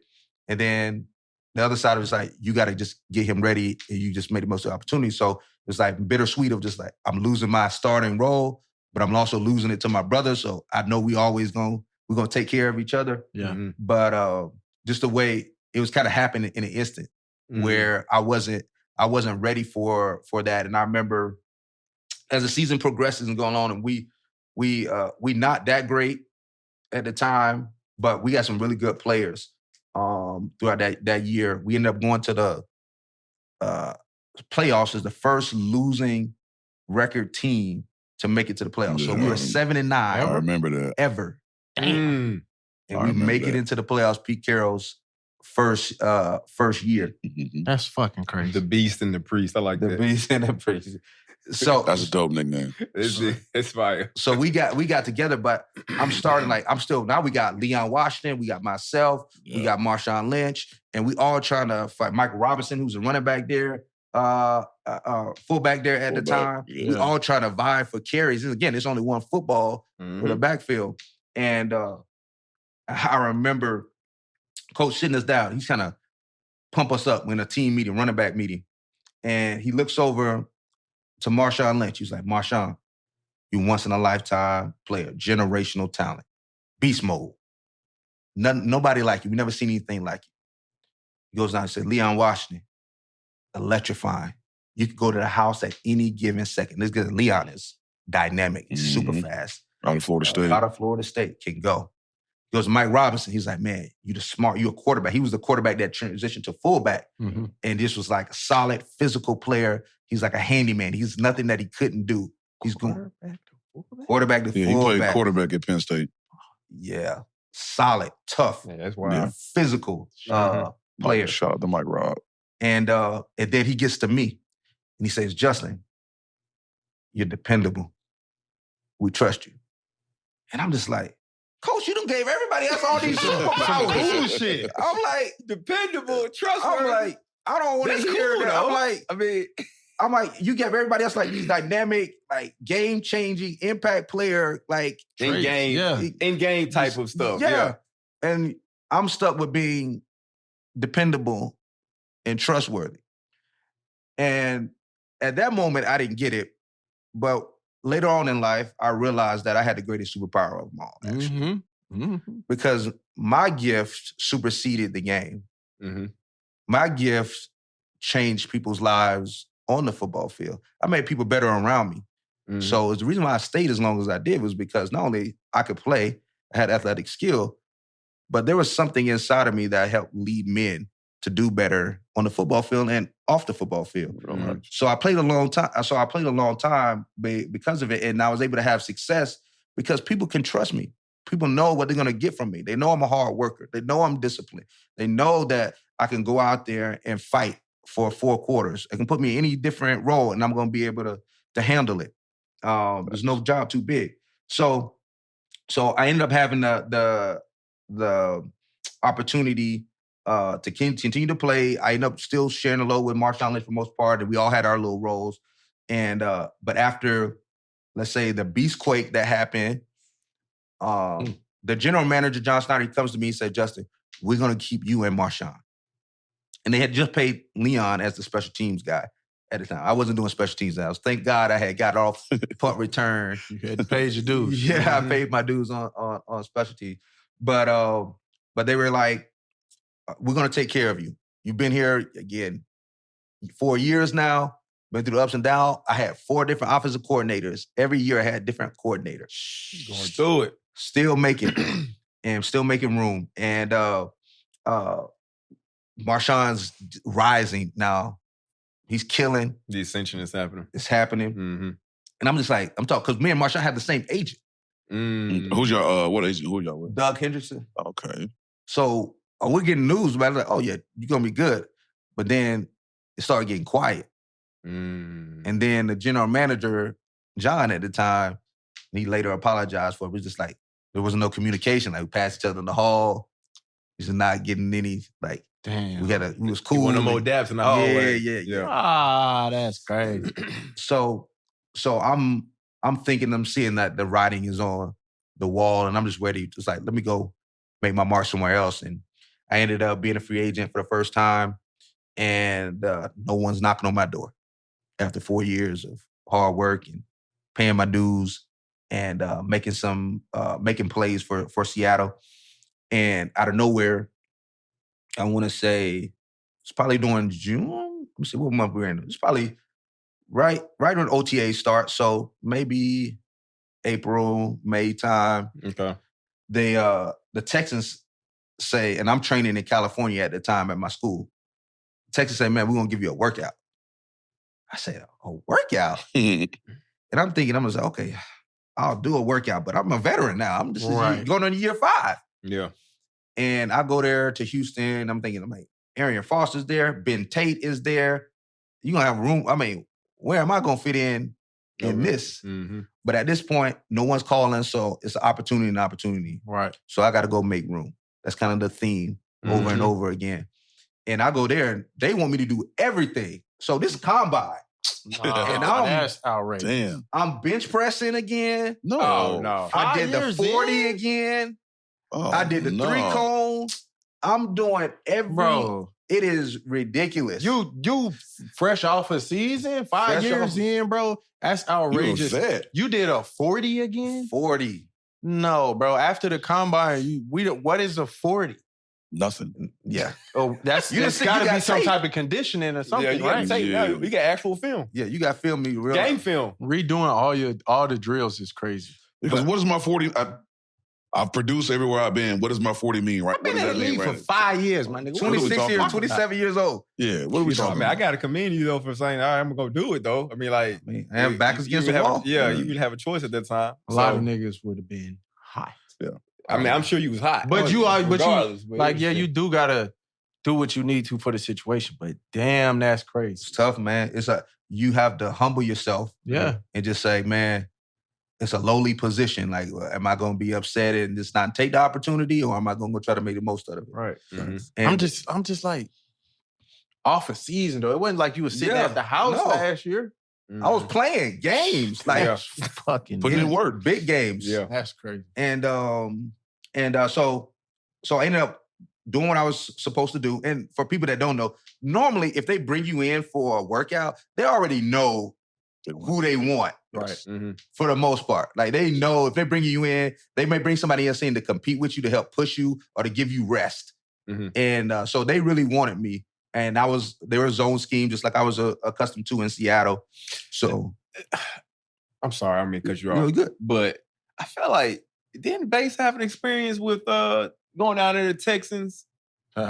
Yeah. Faye, and like it was something like that was kind of weird too when he went down there, Faye. Yeah, he was saying something similar that they put him through like a pretty intensive workout, and he was well into his career.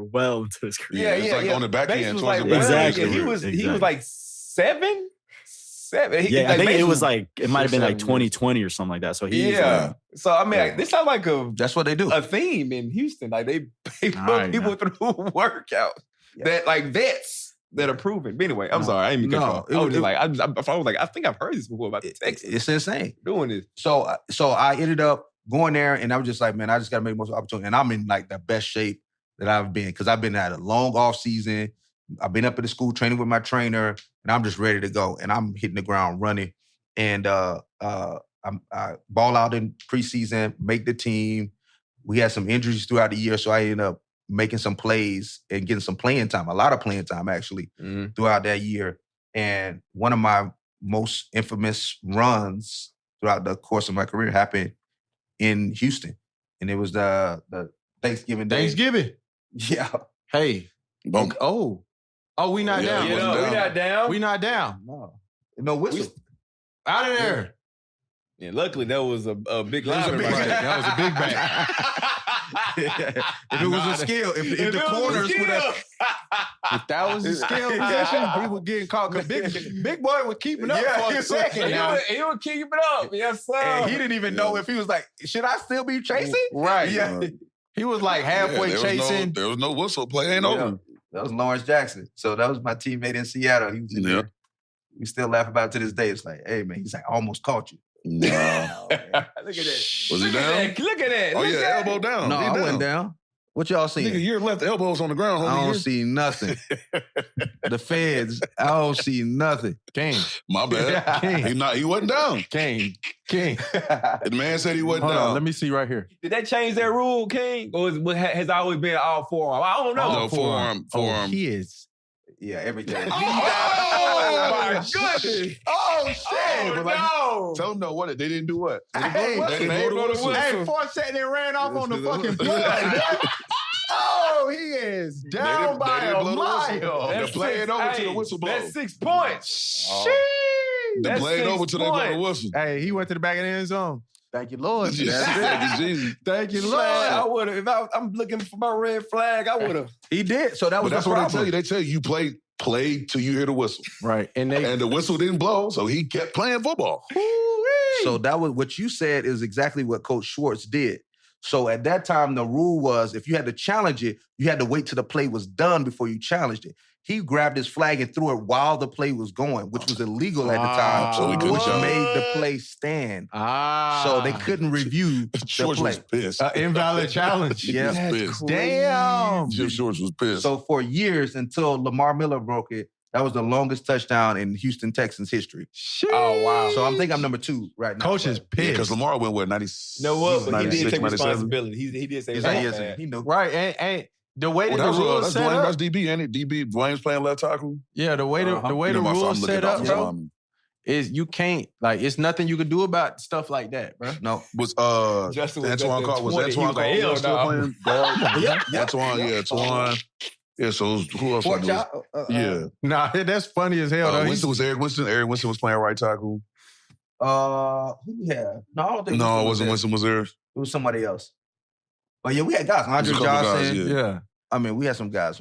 Nah, but that's crazy as hell that, like, as a coach, you don't never, like, shit, anybody watching football, you don't never really see a coach throw the challenge flag during the fucking play. Yeah. He seen that shit. He said, oh, hell no. That gonna fuck me up. Hell no. I'm throwing this shit now. Hell no. You gotta control your emotions. Man, Yeah. What? It's That was emotional game. That was an emotional red flag, Emotional too. game, And boy. it was Thanksgiving. They was the only ones on. Yeah. Shit. Nobody else was playing. It was just us. So what was crazy was in that game, so I'm getting, when that play happened, I'm on the sideline and they say it's touchdown, it's good.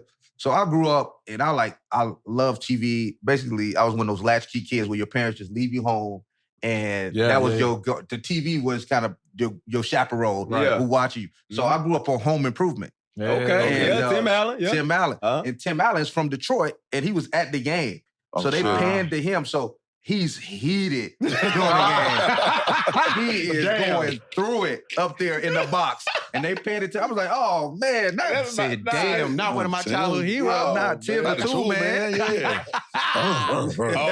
Tim went home was breaking shit, Yeah. boy. Like, he ain't want no parts. I got death threats all on. This is when Twitter was Going crazy. going. It was insane. Hey, That's crazy, you man. look, you ain't never had a good game for real if you ain't get getting death none of threats. them Twitter death Yeah, threats, all right? facts. You ain't never balled out for real on the nigga team.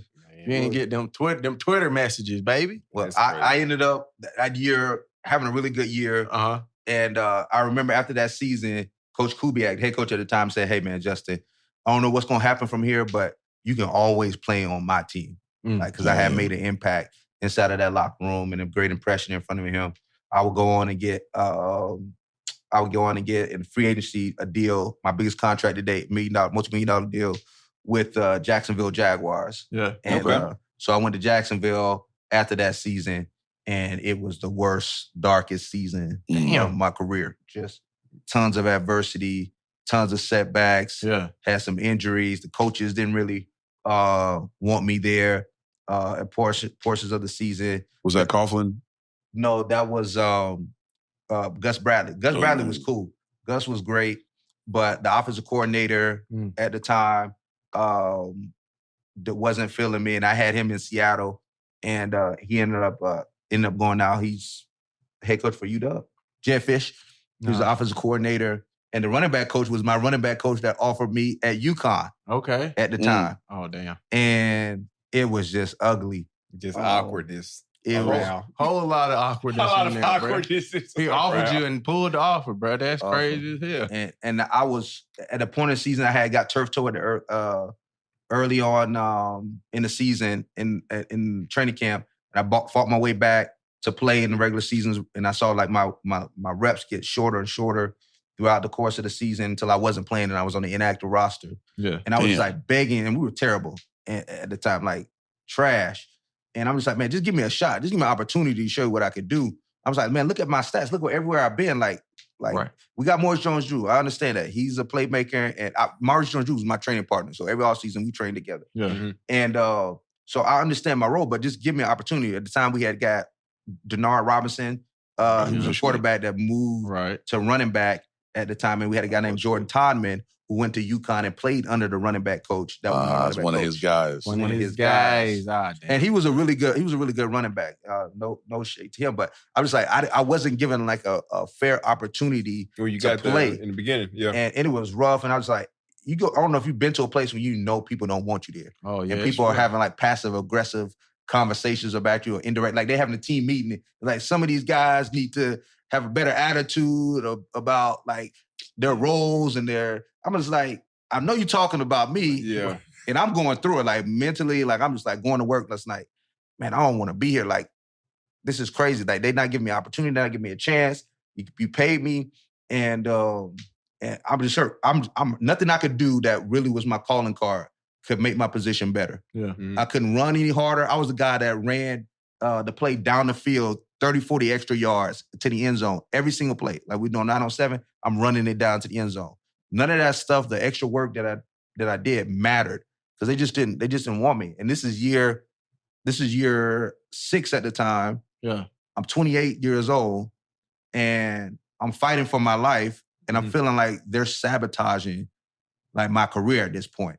Because if I'm like, man, if I can't play for a team that ain't winning no games, like nobody else is going to give me a shot. Mm-hmm. And the running back coach ain't really helpful. He's telling me, and he never played in the NFL, but he was like, man, Justin, one day he put me to the side. He's like, man, you remind me of myself. You like me.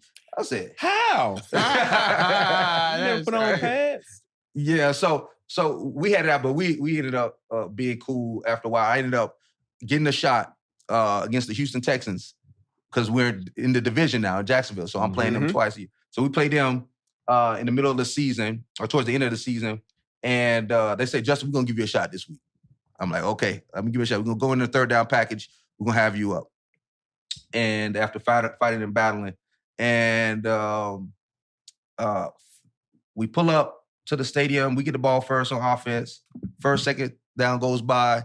They don't call my name. Third down, I'm ready to go into the game. They don't call my name. Fourth down comes, we punt the ball. And I'm just like pacing something. Like, okay, man, here we go. I'm like, y'all told me I was going to play on third down. Like, what's going on? Right. I'm making a little look at the coach. He kind of shrugging me off. And I was like, come on, don't do this to me now. Give me a shot. You told me you was going to give me a shot. Give me a shot. Defense stop them. Offense, we get back on the field. First down comes to go. Second down comes to go. Third down, they say, Forsett, get in the game. Yeah. All right, I go inside, sprint time, buckle my chin strap. I line up to next to my tight end, Mercedes Lewis, my quarterback, Blaine Gabbert. At the time, I'm listening for the play call. Blaine says, far troops right, 23 scat, all go halfback choice. He says, far troops right, 23 scat, all go halfback choice. Great play call. Yeah, so what he's doing is third and four, down the distance. Quarterback is clearing out the defense with go routes. Yeah. So now I'm ISO on linebacker. Oh, yo, man, whoever you was on. Underneath linebacker. Yep. He's got a choice. I can go in and out on him, so he can't win. So the ball is more than likely come to me. Offset. I'm looking at the defender. He's shaded on the outside of me. So the home run shot for Texas. me is it's good. I can taste it. Texas, right? He's too wide. So he says, I'll take an open step. I run fast as I could to him, make a move on him, stick my foot together. As soon as I turn my head, boom, the ball hits me in the chest like a bullet. Oh. I'm off to the races now. I'm going 5 yards, 10 yards, 15 yards, 20 yards down the field. Like I always tell the story, I hear the wind whistling through the ear hole in my helmet. I can feel the breeze going through my hair when I had hair. I can hear all 3 Jacksonville Jaguars fans in the stands screaming my name. Oh, it was a home game? It was a home game? Exactly. So I'm going downfield and ended up getting tackled after a long run. And my adrenaline is up now because I was like, man, I knew I had it in me. I knew there was greatness left inside of this body of mine. I just needed an opportunity. Yeah. Like this whole time I've been fighting in battle, just give me, this is what I can do. Yeah. But as I lay down and the adrenaline starts to dissipate and my heart rate comes down, I start to feel like there's something I never felt before. I know what's going on now, yeah. I felt like it was a campfire in my cleat. And at that moment, I had broken my foot from the run. I got tackled. And I was devastated. I remember laying on my back, looking up at the dome at the time in Reliant Stadium thinking, man, this is the last time I'm going to be able to play football. This is where it is. Like, it's my last time being able to pursue this dream, provide for my family in this matter. And the writing was on the wall as far as my time in Jacksonville. A few weeks later, I would be on injured reserve. A few months down the road, I would get fired. And I remember vividly, I knew it was going to happen. I had come to grips with me being released. And I was just like, my mind says, just get healthy, get back in shape. But also, I was doing, at the time, the NFLPA had this, some type of resource where they can help you build job resumes. So I put together my job resume, and I didn't have any. I've been playing football all my life. Outside of working in my parents' restaurant when I was a kid, when it was open, Like that was the only experience that I really had, and that being a security guard, being a bouncer, in San Francisco. That was the only thing that I had. But I had put that, and I got my that year in Jacksonville while I was on injured reserve. I got my degree, finished up my last courses, and so I was getting ready to go full time into entrepreneurship. Mm-hmm. And I remember when they called me in because I had to fly back into Jacksonville for them to release me, and I sat in that room with the general manager and Gus Bradley, and I was at peace.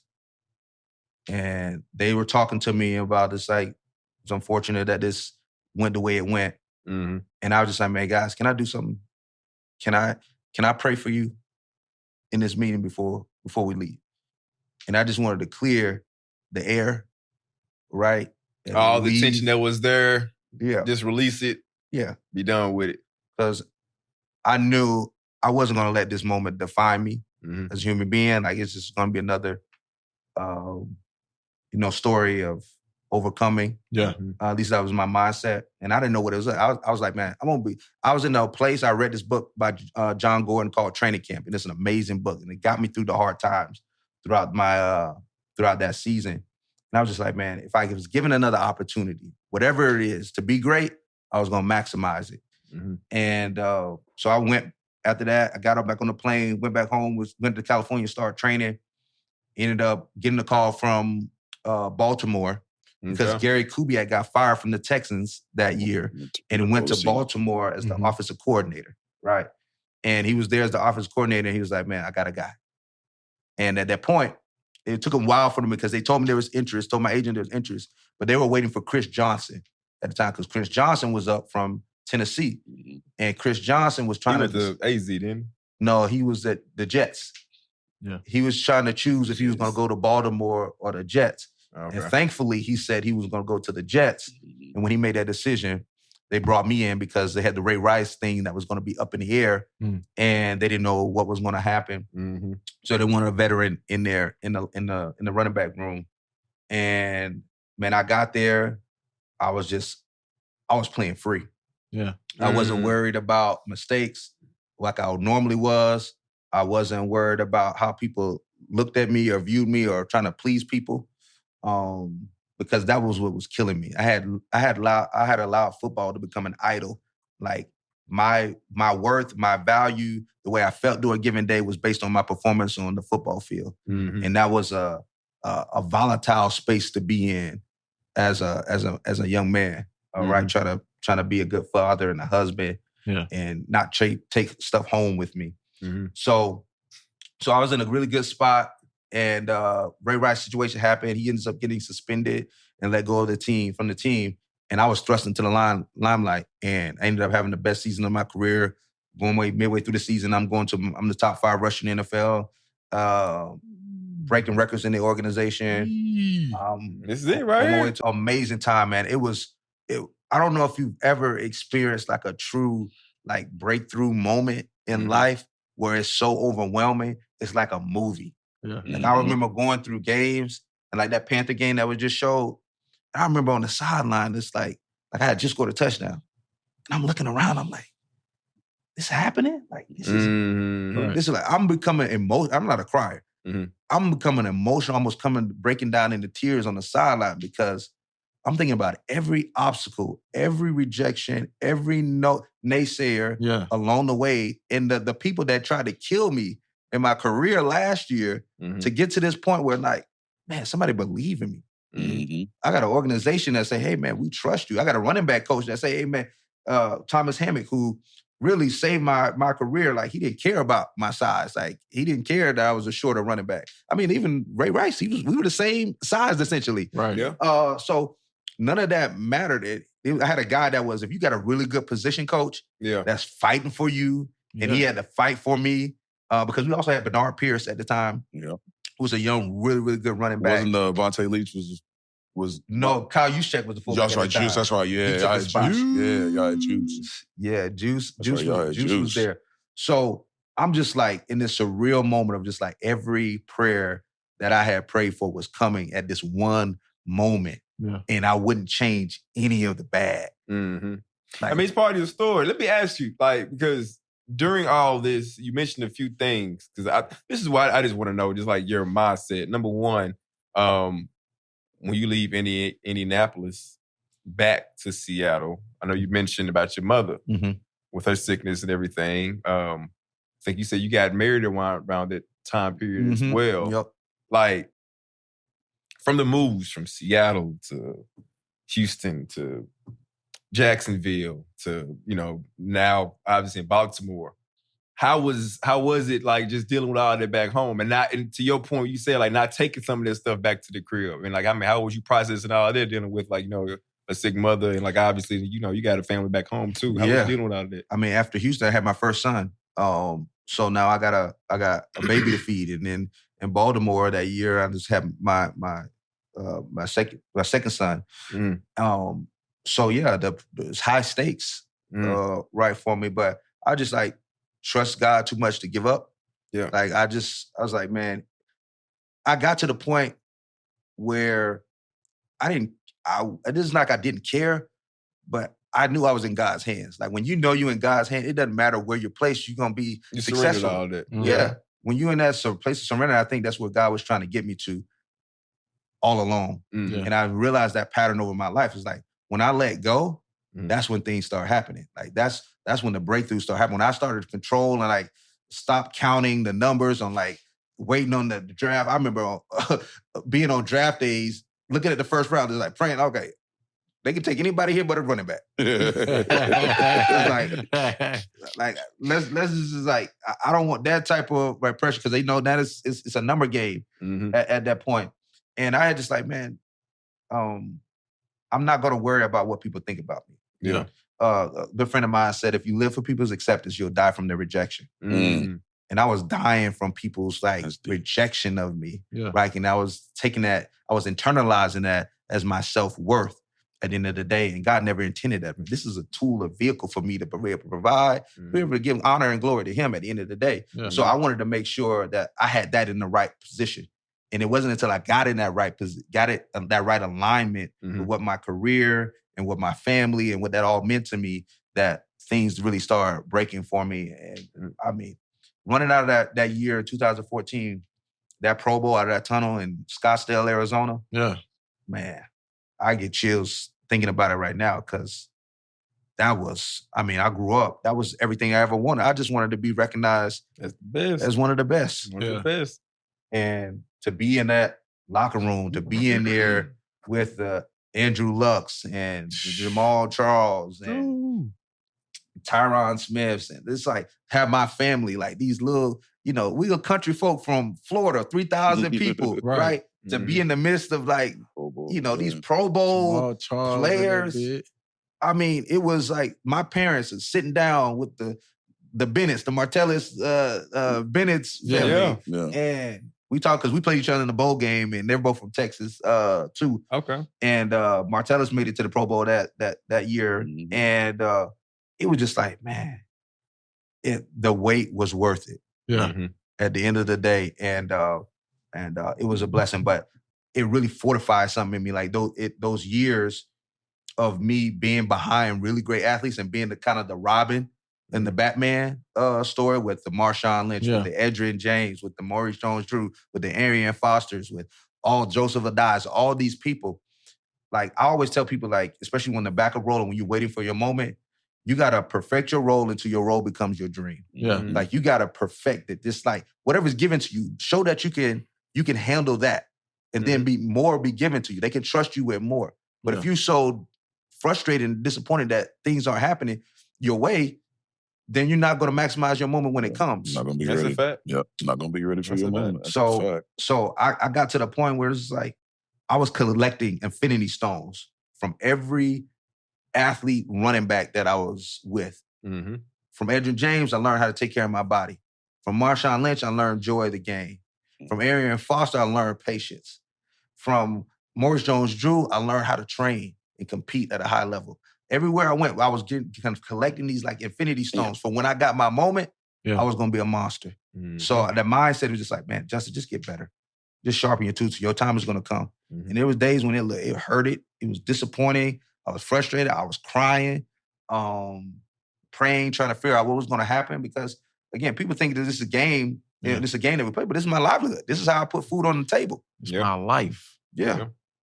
And you know, for a coach or anybody to, you know, play in your face or to dangle opportunities and pull it away from you is frustrating and disappointing at times. But also, I needed to be mentally, physically, spiritually in the right position in order to receive what was going to eventually happen to me. I think if I would have had the success early, I would have squandered it. I wouldn't have been ready for it. Yeah, absolutely. I ain't gonna lie, like I feel like we can stay here for a minute, but I kind of want to fast forward if y'all don't mind, because I do want to talk about like after football. Sure. Because to your point, I mean, hold on. Go ahead. What's up? Because we almost done. We got like two more years. Oh, my fault. Go ahead. We got my bad. My bad. I'm not even looking at the. My fault. My bad. Go ahead. Do you think, brother? We just about there, my brother. Go ahead, man. Go ahead. Get a little heavy. Not so fast, my friend. Not so fast. My bad, brother. Go ahead. Yeah, my dog just got done with the Pro Bowl. Right. He's still on top of the world right now. Shit. Hey, listen. I mean, we top of the world. I thought this is where we go. You know what I'm saying? Yeah, well, we here. Because he was in one of the last Pro Bowls, but it was actually like wearing pads and playing the game for real. Oh, okay. Yep. But so, like, what was your favorite part of the whole experience? Oh man, it wasn't even the game. I'm sure it wasn't because the game you're not really going there for the game for real. Like the game it's not the same. The game was cool and all, and because I was a young guy, first Pro Bowl, I got more of the reps. Yeah. So going out there. Yeah, going out there and get your time in. I think Alfred Morris was there on my side too, so he was cool and he would go out and do something. But it was just the time to be able to bring my wife, who was pregnant at the time, there to the Pro Bowl. My family sitting poolside with the Tony Romos and all of the superstars, and seeing them with that my trainer that trained me every year. It didn't charge me anything. During the off season, for me to bring him and his wife out there and we all celebrate this moment together. It's close, man. Big time. Big time. Hell yeah. And training for free. Training for free, man. Can't beat it. That's love, though. Can't beat it.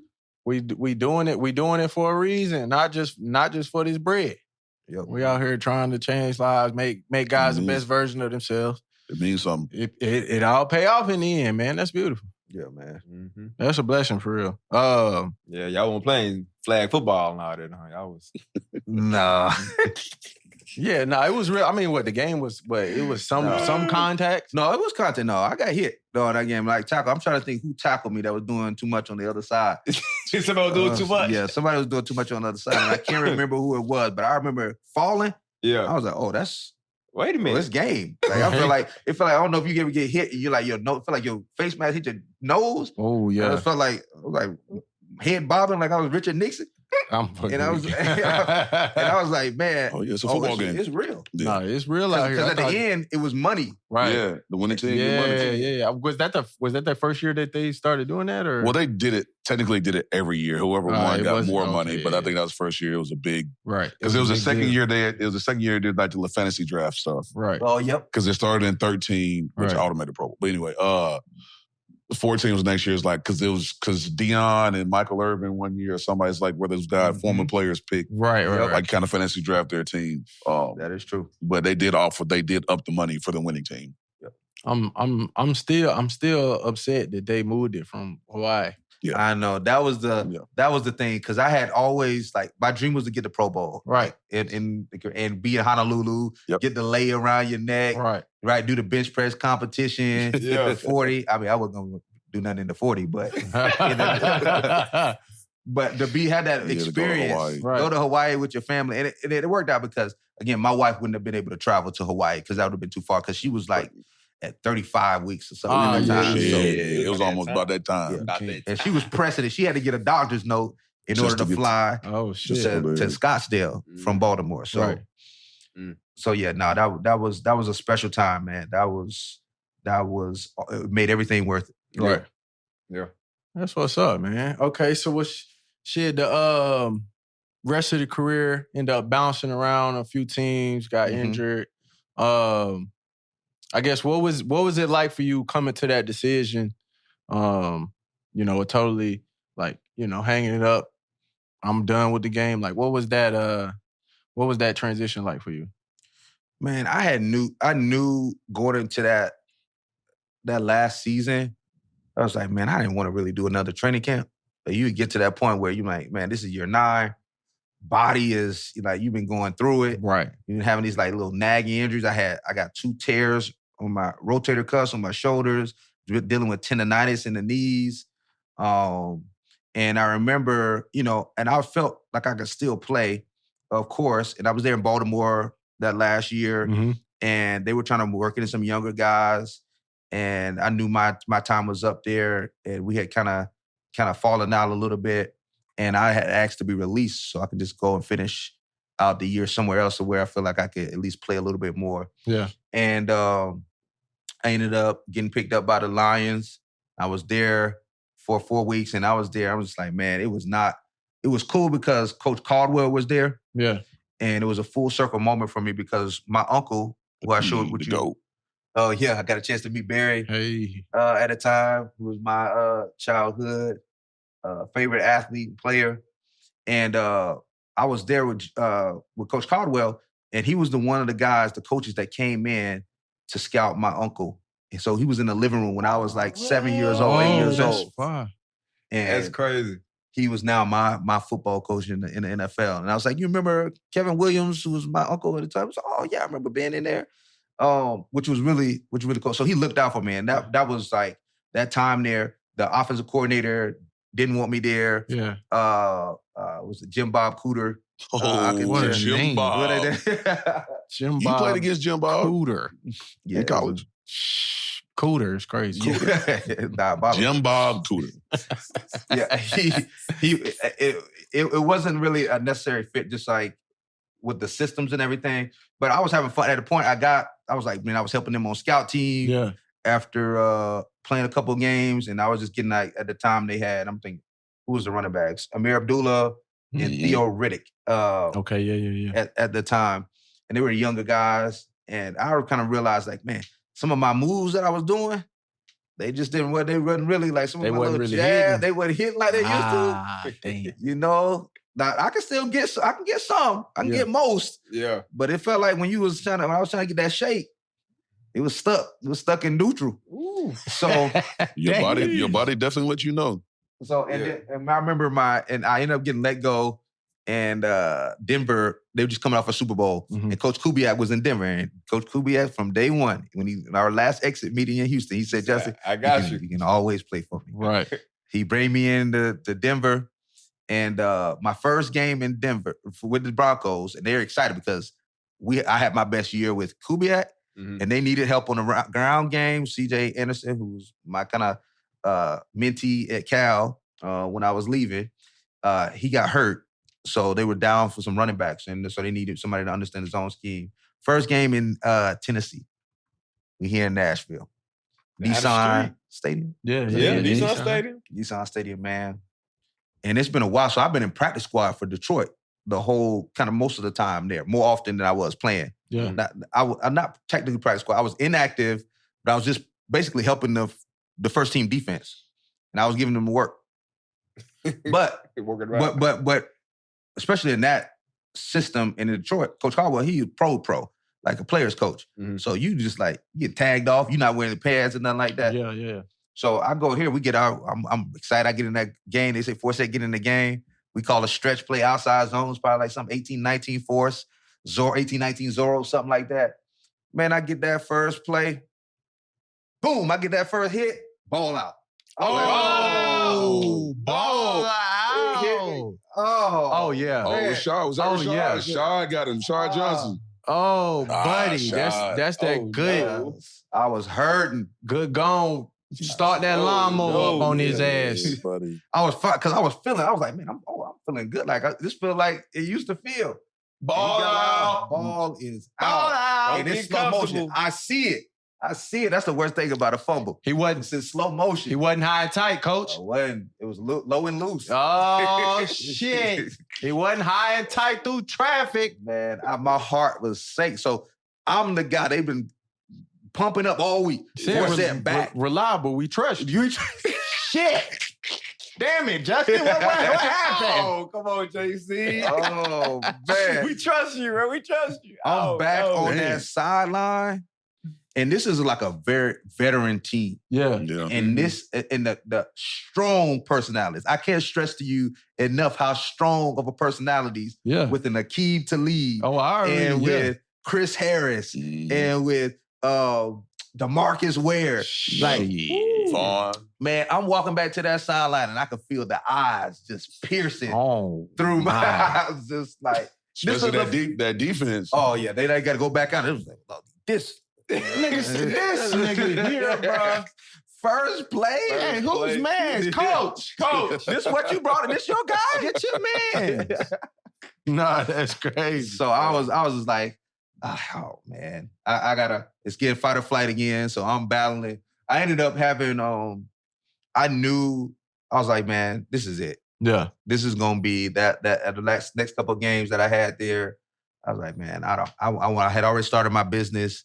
I was out already speaking on the speaking circuit a little bit, and started Hustle Clean, which was Shower Pill at the time. And I was like, man, I'm going to stop football and I'm going to go to do that.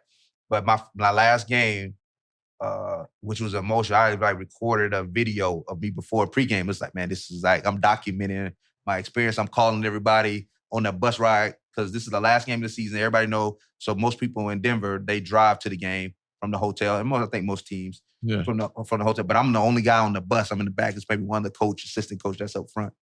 And I'm making these calls. I'm telling my agent, I'm saying, yeah, this is it. Yeah. Telling everybody I love y'all, man. I appreciate the support. And I'm just go out here and go this last time and see if I can go out on a high.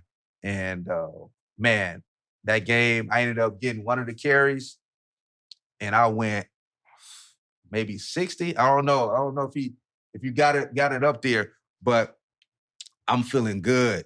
Yeah. I'm starting to question. I'm like, should this be the last one? Yeah. He said, should we run it back? Yeah, I say, did I speak too soon? Man, so I ended up having a really, really good game, but I knew eventually that was it. It was time to move on. And I knew once I was in meetings, and I had run through all the blitz packages that you could run. So when meetings, when they're talking about protections and blitzes, man, I'm writing intros to my keynote speeches. Right. I didn't done enough team meetings and positions. I know everything at that point. Yeah, here we go, right Get here. loose. Oh, split them. Oh yeah. Okay, but we passed 50 yards now. No, keep going. Come on now. Michael Smith was fast though. He was fast. Shit, Justin. Was this the this was the game Khalil Mack had 5 sacks, was it? Ooh, maybe. Get out of here. But I mean, get off me. For a 31-year-old. Hey, listen. 2 years early, you in the crib. He said, you in the crib 2 years early. He said the shake don't work no more, but I can still go straight now. I can still get down the field now. Oh, man. Get up out of there. I was trying to get a hundo, man. I was trying to get a hundo. I think I was like at 90 something. No, that's still a good day. It's a good day at the office. That's still a good day for a running back, man. It's hard to get 100 yards. Oh, facts. It's hard to get 50. So it was a really cool send off. Yeah, I had 90 yards on the dot. Yeah. 22 carries. They was like giving the ball. They're pretty good. 4 yards average. Yeah, man. And at this point, which would really kill me, I think I was number 11th all time, or maybe even more, all time when it came to yard per carry in the NFL. Before I went to Detroit, and after getting a couple carries where it knocked me down, where I'm still top 20, I think, all time in yards per carry. Okay, but it was a good run. I knew it was time, and I had other passions, so I was ready to go into the hard-hitting world of entrepreneurship and motivational speaking. Mm-hmm. All right, sweet. Damn. All right. It's your time. It's your world. Entrepreneur, man. I'm just, look, and we'll have to say it because obviously, like, that story right there, we could be here for like another 2 or 3 hours, I feel like. But I do want to know, so you said you went back to get your degree when you was in Jacksonville. Yeah. I had one more course. One more course you had to take care of. Stats, business stats? Yeah. Ooh, yeah, I would have. But was It was business math, stats? man. It was math was just not. Yeah, I was running from it. That college math, that shit different. That shit different. Yeah. I was like, I can't take this in school. I like to take this online somewhere. Yeah. So there was this university called Trident University. Tried it? I think I heard of Trident. Okay. Yeah, I tried it. And it got me what I needed. That's all you need. Yeah. That's all you need. So what came first? I mean, obviously, you said in the beginning that your mother and your father, they own a restaurant, right? Yeah. And your father was a pastor. So, I mean, that He did a lot of entrepreneurial gene was just in your DNA. Mhm. When did you have that, click moment to where I want to get into speaking? Did speaking come first, or was it I want a product? Which one came first? It was the product first, because I always was enamored with the social behaviors and the reason why people did the things they did and responded the way they responded to certain things. So I always thought like I was going to be on like Madison Avenue working for an ad agency. Like that was kind of the thing that really interested me in college. So I majored in kind of business and marketing at Cal. And took a lot of courses around that, business classes in Hawk School of Business when I was there. So I had that passion, but I really didn't know what it took to be a successful entrepreneur.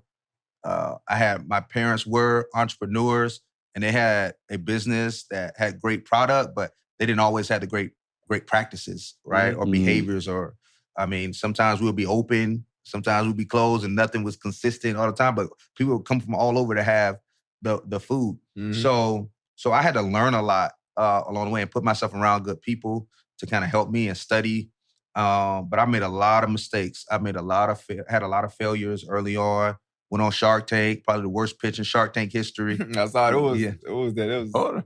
What you Was that time? Was that what you pitch? 18. 2018. It wasn't even a pitch. So everybody knows. So I own a hygiene and wellness company called Hustle Clean. Now it was Clean. Shower Pill. Shower Pill is a joke inside of a locker room. No, so we know you don't do that. yeah, you don't take the shower. Do it. But people Don't be take that shower guy. pills, especially on Saturday, right? Saturday practice is a light practice. Somebody will go home and say, hey, I'm hitting that shower pill. I'm taking a shower at the house. And so we wanted to create a solution for those moments. 3 ball here? Yeah, 3 ball brothers. Now what the You got the ball singular fucking logo here. What the hell going on? The ball just come all different Man, shades. It was crazy. And I wasn't a seasoned, like I feel like we're crushing it right here. Like we got the energy and everything. My role was to come in and talk about the marketing and everything. Like I wasn't fully in the business because my partners at the time were handling most of the day-to-day stuff. Derek Jeter almost laughed. Yeah. He almost Yeah. cracked a little. Yeah. Well, there was a lot of energy. This was Misha Tate, who had come out, UFC fighter. Yeah. At the time, she was the champion at the time. So we had a whole bunch of just like good energy that was going on in there. But we didn't really, we didn't maximize that opportunity. We didn't sell the financials and the numbers of the business the way we should have in order to get investment. And there were a lot of things internally that we needed to clean up as far as just like being able to have healthy conflict within the business. Normally times when you start a business and you start it with friends, you have this concept which is called artificial harmony. It's coined by the author Patrick Lencioni. So artificial harmony is just like you're walking around not addressing the hard things within the business and letting things slip through the crack because you don't want to hurt feelings and you don't want to rub people the wrong way. Yeah. There is a such thing as healthy conflict that we need to embrace so with the best ideas win, right? And we can push people and push ideas so it's just not this passive thing where people are just letting things go and run without being checked. And we had a lot of that going on, honestly, within the business, and we had to get some things in check. And this forced us like this. I remember because I'm leaving from my last experience in the season at NFL wasn't that great. The way it finished, I went with 3 different teams at the end of the year. Now I went and leveraged my retirement to tell people, hey, I'm now doing wellness brand, Hustle Clean, Shower Pill at the time, and this product-based company. And Shark Tank reaches out to me and say, hey, we want you on the show. And I'm just like, this is perfect. Like I'm gonna leverage this moment to get brand awareness of what we're doing and hit the ground running. And then I hit this wall, boom, my first bit of adversity, true adversity in entrepreneurship where I failed on the national stage in front of 7 million people. And I remember at the time, so Shark Tank all those props that you see in the background, like you got to go get that and rent that from a studio. So the studio doesn't provide any of those things. You got to go pay and rent those things so it can be there on the set. Damn. So this is in like part of LA is closer to Inglewood, where the studios are, I believe, and where the set is North Hollywood. So it's like it took us maybe 2 hours to get there after the event, after pitching the show. Mm-hmm. And I remember we were on a U-Haul. So I'm right, guy driving, my partner driving, I'm in the middle, another partner beside me. And it is the loneliest feeling that I've felt in my life. Taking all that stuff back. Just taking all this stuff back, but also carrying the weight of rejection and failure. Mm-hmm. Now, you know, and they don't promise you that you're going to be on national TV because they can and things may happen. Mm-hmm. But as a pro athlete, you're going to be on there. No, hell yeah. Yeah. So we knew what the fallout could be. So we just like, how can we make sure we change the narrative and control the narrative for this and like make sure that we on top of our P's and Q's on our business. We got to have good energy going into the show and the airing when it comes. So we got to keep this ball running, going forward. And so a few months go by. I think this is, I'm trying to think when we filmed. It was probably 5 months before. 5 months, we were in LA. 5 months later, they say, okay, it's a December or January. Yours is going to air. I'm like, okay, we're going to air. We got some good energy. We're going into some retail stores. Things are happening for the business. And Twitter at the time was crazy. So you go in there on the show, everybody see it, and it's just like, oh, another dumb jock with a business that ain't gonna work. I'm just feeling so embarrassed and ashamed of like the performance that I put on. This like I got to do better as the face. I got to have more control. I got to have a better understanding. I got to educate myself more, and it really pushed me again. The only thing that I could have tied to was when I had that punt blocked in that preseason game. Yeah, it was just like, man, am I just gonna go cry and go take my ball and go home? Or am I going to fight my way out and just go ball out and run for 260 yards, in an entrepreneurial way? And that was my mindset. It was like, man, I got to go run. This cannot be the last thing that people think of when they hear Justin Forsett. And for months and years, I could never watch Shark Tank because of it. Yeah. Soon as you used to watch Shark Tank a lot? I used to watch it a lot. Damn. I used to, even when if I'm in a room and I hear the theme music, dun, dun, dun, when I hear the door, I was like, nah, I got to get up out of here. You man leave the house and Shark Tank, come on. Can't stick around for this shit. Damn. I was just like hurt. If you know, and there was a lot of things that I just didn't know. Yeah. And I could have put myself in a better position, but there's also things that I just needed to go through. Yeah. And growing pains is a real thing in business. You mentioned the book. There was one I've been reading myself. It's called Traction. I know Traction. Come on now. Traction. Yeah. It's another one of those must reads. But like it does. I just feel like when it comes to business and entrepreneurship, even like when it comes to like even our podcast and just whatever you're doing with people that you know, structure. Like checks and balances, like things must be in place in order for it to be successful. Uncomfortable conversations must be had. If you are thinking about growing, just like working out. Like working out ain't easy. Like it's gonna be painful, but like, on the other side of it, it's gonna, obviously yield results. Let me ask you this, and then I do want to talk about your speaking engagements as well. So I feel like I just saw recently now Hustle Clean it's featured in Targets. Yeah, we're never seen a Target store. Yeah. So, which is huge. Yeah. I think that's amazing. Congratulations for that. Yeah, tell us. All right. So, like, what was that? How did it happen? Like the rebrand, going from a shower pill now we're to Hustle Clean. Like, what was that rebrand? It's still technically a shower pill because it is. But like, just the rebrand, because obviously to your point, like, all right, I got disassociate from. Was that your mindset? We got disassociate from Shark Tank, or was it just not necessarily. So what we wanted to do, we knew we wanted to build a brand, not just have a product. Okay. So the shower pill name itself was so limiting that you couldn't expand or scale to anything else. There we go. So if we wanted to do deodorant, let's say one day, shower pill deodorant doesn't, like, it's going to cause too much confusion and too much thinking on the shelf. So we wanted to create a brand that, that was going to be able to scale and grow with us. There we go. And eventually be able to exit and sell at some point. So we wanted to come up. I was doing sideline reporting for the Baltimore Ravens at the time. And at the airport, I thought about the brand. I was thinking, man, we're really in this cool intersection between hustle and hygiene. And I think Hustle Clean would be a great name for us as we grow. And Three syllables. Yeah, quick. Man. So that's how we moved and pivoted there. And how we got into Target was, man, just again, years of being tested and through the fire of sports and adversity and opposition, and knowing when to maximize when you have to maximize a moment.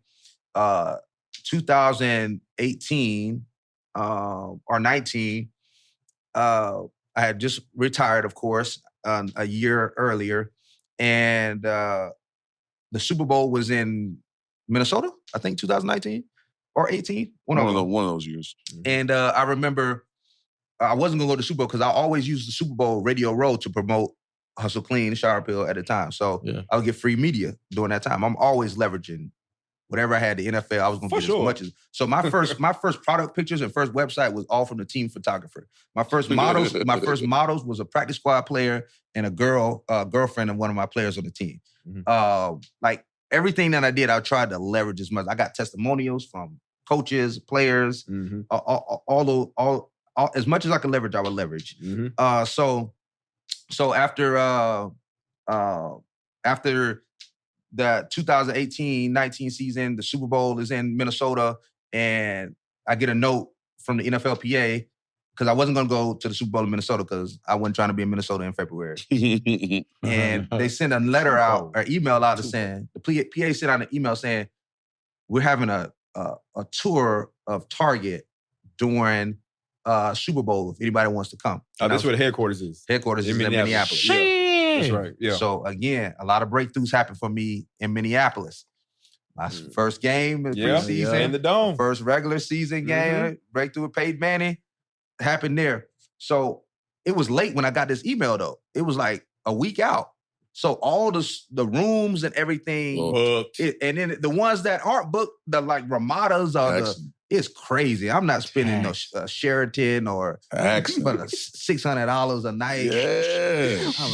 For the Ramada. For the double. Yeah. The Ramada. For the motel. Hey, man. So I had some friends up there that were living up there in a place called Edina. And I was like, man, can I stay on your couch for a couple of days for the Super Bowl? I'm gonna do some Radio Row. I'm gonna take a tour. So I stepped on the couch. And this was not a place for me to pitch products. It was just giving us a tour. But I studied like everybody that was going to be. They gave you a little profile of who I was going to be in the room. The CEO, Brian Cornell, merchandise buyers, Kara Sylvester, people that were like decision makers for the categories that I was playing in. And so I brought my backpack. I brought some product. I knew who was in the room. And at the end of the tour, I cornered one of the buyers. And I was just like, man, I know this is not what this is for, but can I share with you about what I'm building and what I have? And they were like, sure. And I gave them a little 5-second pitch or a 5-minute pitch. And a couple of weeks later, they put me in touch with a buyer in the fitness category. And we went into a test of about 500 stores, I want to say. We did well. And then, which was unusual, about 2 or 3 months later, we went full chain. So now I'm going on year 9 of being in full chain of Target. Congratulations for that. That's Year huge, 9. yes, sir. Shout out to Hustle Clean, man. Hustle Hustle Clean. Clean. Black owned. Do not take a shower pill. Yeah. Get clean. And then now we have... Get Hustle Cleanly. We got Epsom salt soaps, recovery. Oh, shit. We do we got supplies, hand sanitizers. We got a bunch of things now. We're doing a facility side. We do some janitorial things as well for the B2B. But wellness and recovery, man. Yeah, man. Nah, you doing it. I Tap love it. Tap the hell in, roomies. I love it. Love to see it. All right, if you're not gonna wash your ass, Hustle Clean. at least get you a body wipe from Hustle Clean. Come on now. now. You a wipe. So whether you're camping, hiking, just leaving the gym, you got kids that use sporting events throughout the day, track meets. Right. Here we go. We got Face you wipes. Hey, no, I would have definitely benefited from these through all of my career. Honestly, now in the spring, summer out here in the South, bro, because I hate walking around after I done had like a decent little sweat and then your body get all like sticky and shit like that. Yeah, these would go ham out here, man. We need that. Yeah, try sweating from just breathing. Damn. Nah, that's what's up. That's amazing. Now, look, just to end, like I said, not the end, but to just close this segment, because we got some segments we got to get to. So your speaking engagements now. Like I know we spoke a little bit about it off camera, but like, what was your motivation even to start that? Like, where did it even come from? What was the passion? Obviously, sitting here for the past 2-3 hours, your story itself is motivational. So, like, but what made you say, you know what? Like, my story is one that I need to get in front of people to motivate them. When did that come about? It was really from a place of darkness. And I think most people don't see darkness this way, but darkness illuminates things. It does. So it will shine you a can see light, the light a lot clearer when things are at its darkest. And I started to see some of the gifts that I had in the darkest points of my life, especially in Jacksonville, when I couldn't do anything for the team, when I was injured, when the coaches didn't want me. I feel like, man, just because I was maybe frustrated or I was injured didn't mean that I couldn't have impact. So I wanted to have impact in another way. So I would go out in the training room. I was encouraging people. I would go out into the community. If there was a family that house caught on fire locally, and their family was displaced. And growing up, my house caught on fire twice growing up, which is crazy. And so I wanted to go out and serve as much as I can. So, like, I tell people, the greatest thing that you can do while waiting on your breakthrough is serve. Because serving is the currency to elevation. Like, if you want more to your life, if you want more to your career, if you want more to your business, find a way to serve. And by the time that usually you finish serving someone else or help somebody else reach their dream, your opportunity is going to be right there for you to maximize your moment when it comes. And so I just started serving. I started encouraging. I ended up putting on my first event. And I used to be a person that used to lie to get out of speeches. Because of the athlete, you get offered to speak all the time. Like, all the time. Like, go to school. Come to this youth high school or middle school and talk to the kids. Yeah. They would love to hear from you. And I was like, man, I don't got nothing to say. And I sweat. So when people asked me to speak, I was like, instantly sweat down the back. Yeah. And I didn't want to do it because I was just nervous. I was like, I was rambling. And but it was just like in that moment, in that season, that dark season, God illuminated this gift inside of me to really help and encourage people. And so I put on my first event there at the Howard Theater in Jacksonville, ended up having a huge success there and loving it being on stage. And just started finding that path towards being a speaker. Marion Jones, who's an Olympic sprinter, she was doing a tour at the time speaking, and she came into the Jacksonville locker room along with her manager, and she spoke, and I was impressed. I was like, I asked her manager at the time, to say, hey, would you be willing to represent me and help me show me the ropes? Because I wasn't playing at the time. I was just like, I just want to learn the business, so if you'd be willing to teach me. And I just started getting some gigs, like charitable things. I went up going overseas and speaking for the first time out of the country. And I was like, man, this is something I could see myself doing. I started seeing people get life from my hardship and all of my pain that I went through. I realized that it was medicine for somebody else. That's amazing. That's amazing. Great. Well, I've heard some of your speeches. I did. And one thing that you did say that I wrote down, I thought it was just best. And you kind of just said it with the dark comment, but greatness grows best in the shadows. Yes. And when I saw that, I was like, you know what? That's a fact. Because in the shadows, it's normally when you're secluded. It's normally when you're by yourself. But you can either do one or two things, and you already mentioned before. You can tuck tail and run, or you can sit down and ground and try to figure out how I'm going to get up out of here. It's a lot easier. People don't believe this, but it's easier to do that in the shadows when you're by yourself. Because there's so many other distractions out there. If you around a lot of people that got a lot of, there's just too many distractions. You can't even focus on one clear thing. What is the one direction I want to go in? But there was one quote that I saw. I said, I got to bring that here to the pod, man. But hey, listen, I love what you're doing. Black entrepreneur, great business, hustle clean. JC, We got some segments to get to, don't we? I know what time it is. We got some segments to get to now, man. Let's do it. See, there's wings for you in there too.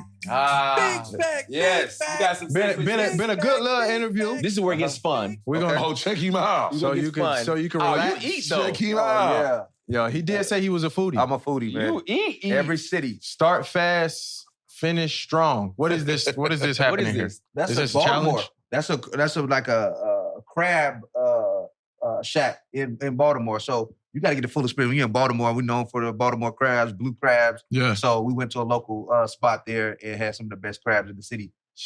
But Fucking You ate that all that shit by up, yourself? my boy. oh yeah, You ate all that by Oh, yourself? for sure. Okay. Okay. Never Say you're a foodie now. Okay. He Okay. fucking I'm shit serious, up out like- there. Okay. I was supposed to be a left tackle. What kind of crab was this? Blue crab. Blue crab? Okay, man. Well, he gonna rock with the segment then. We No, good. yeah. Oh, It's- yeah. It's probably gonna be the segment for him. Yeah. So I got, and just so you know how big a foodie I am. In my Instagram, I got folders for different cities, but national and international. So if I ever get into them, I got restaurants that I already He go got to. folders full of big bags.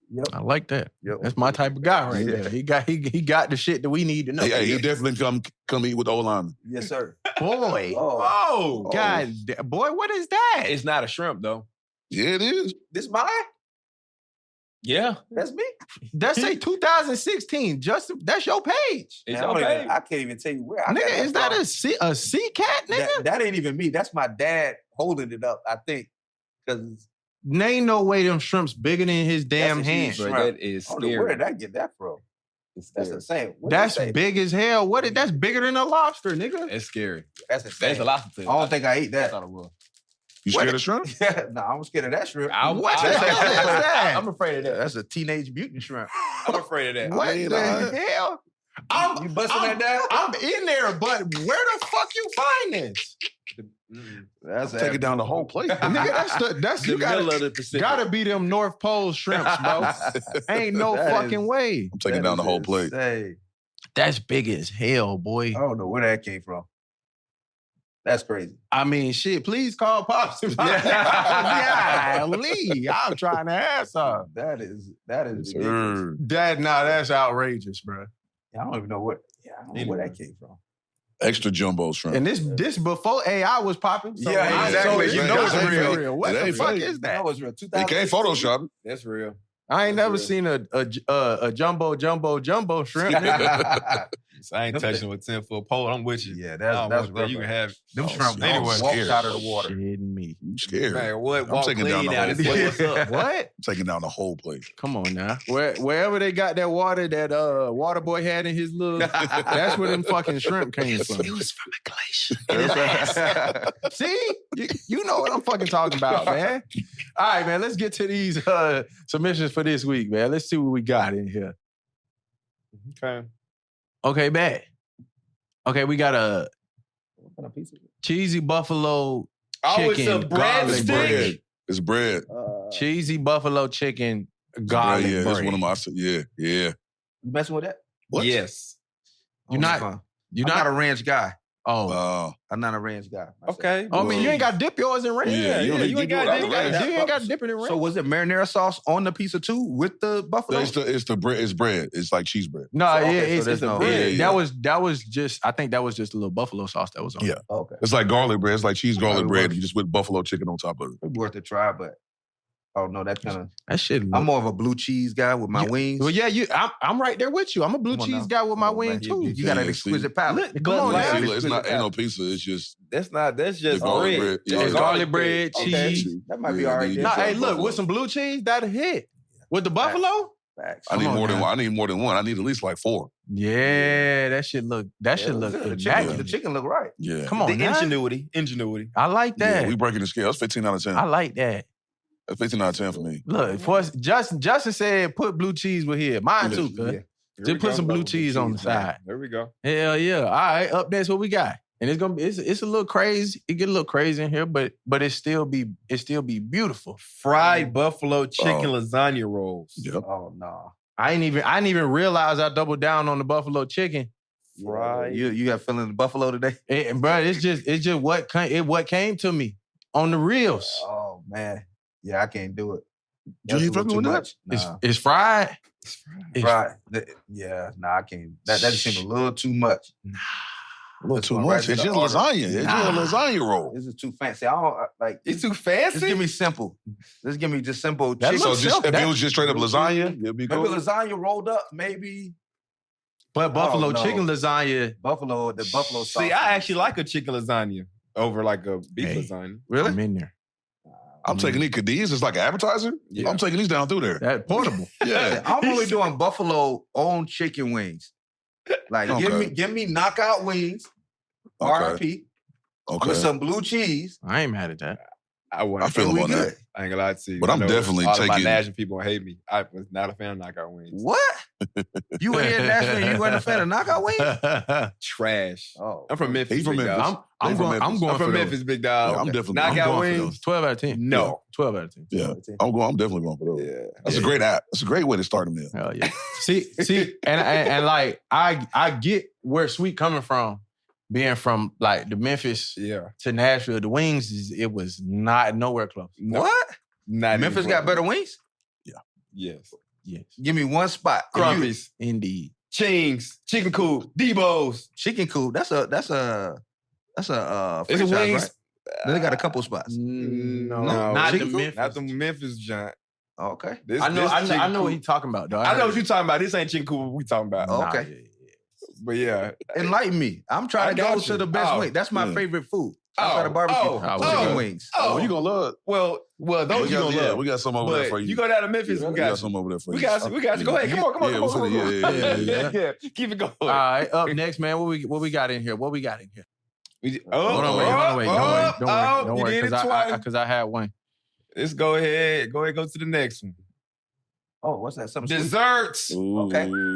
Blueberry cheesecake donuts. Oh, shit. I'm on it. Ooh. I'm on that. Yeah. I got a sweet tooth. And we're getting more than... Okay, quick question. You fuck with Krispy Kreme? I do. How many donuts do you get when you go to Krispy Kreme? It doesn't. Come on, man. Thank you. Yes. Thank you. That was gonna go there and get a donut, a single donut. You see how there's no hesitation. Exactly. I never said I get a single donut. He gets three. He gets three. A 3-pack. It's a 3-pack. If I go to the drive-thru and it's fast, I just get No, thank you. No, sir. Thank you. When y'all come to Texas, hit me up. I'm gonna take you to Shipley's. And then I'm gonna take you to, we in Austin, we gotta go to Round Rock Donut. It's gonna change your life. They got a donut that's the size of your head. Oh. And it's not usually, again. Now, is this cake donut or is it like dough donut? It's dough donut. Okay. Yeah, Hold on, go back. Yeah, sorry, Faye, we got off on the tangent. Yeah, we did. But it was a big back conversation. It is big back conversation. I'm with it though. What you do? Oh, what is this? Biscoff. King, pull the glasses down. But now, nigga. I feel like this seems familiar, but no, not like this. Nah, it was a different one. It was, but I don't know if it was banana pudding. Though. It was something else that was Biscoff.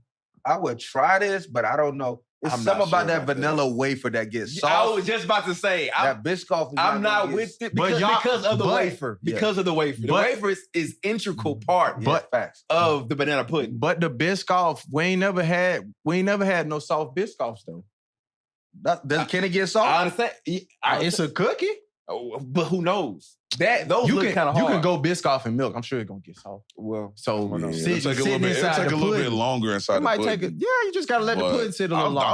I'm still eating. I mean, I would try it, but like, I'm gonna try. I ain't gonna. If that was sitting there and the one with the wafers sitting there, I'm going with the wafer. See, my fat ass, I ought to put wafers and Biscoff in there. See, if it was like that. If it was like that, you in. Both. You in. Both. Oh, okay. Capital B, capital O, capital A, capital L. Multi-layered. Yeah, put both. But you gotta at least have them nailers up there. You gotta have the wafers. Multi-layered. But that's still. Go ahead. 10 out of 10. Still taking it out. Cool. Absolutely. It's cool. Yeah, we gotta go back. We didn't rate the donut. donut. Go back to the donut. Go back to the donut. I'm sorry. Because I feel like this is. That look. Yeah, let me. I can't see. I gotta get a good look at these. Let's just see what's going on because, like, I see the end result. I just want to see what was going on when he made see his that nigga hefty. I love Fred Blueberry. Mm-hmm. Listen, yes. See, this is a breakfast, lunch, and dinner. Oh, that's an anytime. Oh yeah, for sure. Donuts. Donuts. He just made go. Come on now. I said the exact same thing. You did. Come on now. Just mashing it. Nice. Make you a nice Put little. them down a little bit. I feel like I've watched his videos before. I see he's the okay biscuit. with the biscuit. That's a I big give you bag. that nice puffy. Mm-hmm. Bro, I have never thought to deep fry. Oh, biscuit. bro. You never knew the thing donuts do? I've seen people do donuts like that long But time. I'm talking about with the Pillsbury biscuit joint. Yes. I ain't seen that. That's new to me. You in a different algorithm. Yeah, my algorithm You're not- side of the internet. you're not- You on a different side. Look, we in college back and you still that in high was school, ingenuity okay? right there. That's something I ain't never seen before. I saw you did that. Yeah, I definitely need 2 dozen of these. Boy, what? Cause they got the Sweet Hawaiian joints like that. The Sweet Hawaiian joints. Oh yeah, They the making rolls. donuts out of the Sweet Hawaiian rolls? Yeah. If I'm doing that, I'm want that can of biscuits. Wait, they got sweet Hawaiians and cans of biscuits? Yes. Since No way. when? Hold on, Yes. hold on, Nah, hold that on. ain't Go the to same. the Kroger on That ain't Gallatin that. Pike. Gallatin Pike, Edison Pike. They got Sweet Faye. Hawaiian roll. Come on, Faye, look this up. Pillsbury canned Cap. biscuits. Ain't no way. That's Right cap. there. Ain't no way. Off of you telling Gallatin me Pike He in lying. East You telling me Nashville. ain't no I'm way. trying to We tell ain't- you something. you ain't even you telling me it's I'm trying to tell you it's something. I'm surprised y'all Hawaiians ain't in seen the it. tube? In the Nah. tube. In the tube? In the tube. There it way. is, right there. Boom. Go down. Right there. That's it right there. Wait, which one? What you looking at? It says Hawaiian rolls. It's orange. To the Sweet Hawaiians. Flaky. It says it right there. What you saying? Boom. There it is. That's the Hawaiian Wow. roll. Come on now. Come on. Where y'all been? Sweet Hawaiian. Maybe you are on this side of the Pillsbury? algorithm. You might be on this side of the well, internet. that's just at the, like I said, maybe Go to the it's- website, Faye. That's AI. That's not, bro, listen. Look. No, all of them. Shit. The Go to the website. Piggly Wiggly Okay, here we go. off Dickinson Pike King got him. I'm telling you, they got him. Shit. I ain't been to Piggly Wiggly in years. Hey, Faye, click out of this real quick. I'm trying to read. Yeah, I'm And trying that's to why read. you it. ain't never seen them. They been Piggly Wiggly. Go to Piggly Wiggly. What's the address? He said, what's the address? King taking notes right now. I'm reading the description. You goddamn right. I'm trying to tell you. What's the zip code? That's what I'm trying. I ain't make this up. Hey, I apprpreciate that, sweet. It's a game changer. That's a round right there. We didn't get nothing else tonight. On me. Hey, them donuts 15 out of 10. Faye, That's a send good that. one. Faye, send that to the group chat. Yeah. All right, man. Fuck. Send Send it that to to the these group Sweet chat. Hawaiians. Hey, Yeah. Chad, if y'all make it to the stove before King do it, You let better us hurry know up. how them fucking biscuits You better hurry up. If you in Nashville, you better hurry up. Hurry up. Oh, shit. All right, man. Let's get to this Academy segment, man. Raw Room Academy highlight tape competition, man. We appreciate all the coachable kids tapping in the right way. Hitting that email, rawroomacademy@gmail.com. Or they hopping in the Discord. That link is down there in the description on the YouTube, man. And those are the only two ways Man, that you can get into this competition and submit your highlight tape, man. That's the only two ways. All right, Faye, go ahead. Do your thing. No DMs. Biatch. we're still at 0 days. I got 2 DMs. I think I got a DM earlier today. They don't ever DM me. You know, in the comments, they were actually they were asking like, what's gonna happen first? Are we gonna get Sweet's jersey in the rafters up here first, or are we gonna get no DMs Yeah, well, on a fucking day that we're recording? you see Got it. the jersey in the Raptors. Jersey in the rafters It's here. is the winner. Okay, Jerseys in prime. the Raptors. Shout out 3-time again. But shout out to our sponsors for this segment. We partner with Legacy Cards, man, to get our winners for this competition their very own customizable interactive trading card with a QR code right to their highlight tape. It's the jersey. There it is. We got it. Kids in high school, 3-time. man. This your We got business it. card. We got it. We got it, Chad. We got it. Here, man. This your business card right here to help you get recruited, man. Or if you just want a nice gift for your kids, your friend, whatever, y'all go ahead, tap in with Legacy, man, lgcycards.com. Use that code RAWROOM10 and get 10% off your very own custom interactive trading card. Yeah, man. lgcycards.com. Let's go. Yes, sir. All right, man, let's get to these contestants for this week. Coach him up. Let's watch some good ball. Up first, we got Jace Coleman, edge outside linebacker, 6'2", 210, class of 28. Lugoff, Elgin High School in Elgin, South Carolina. Oh, yeah. South Carolina. Okay, let me see something, Chase. Up top. Retrace. No, Okay, hands. took some. Okay, Took hands. some. Oh. And he Okay, out of there. hands. And he out of there. And he held it up. Okay. Yeah. Okay. That's a great play. Great play. That's a highlight. Hell yeah. That's where you start your highlight tape off. Crib on their ass. Oh, great move. Come here. Yeah. Ball out. Oh, bad. shit. Okay. What did he do when he got off? Like, They was Okay. going right and he went left. Get out the way.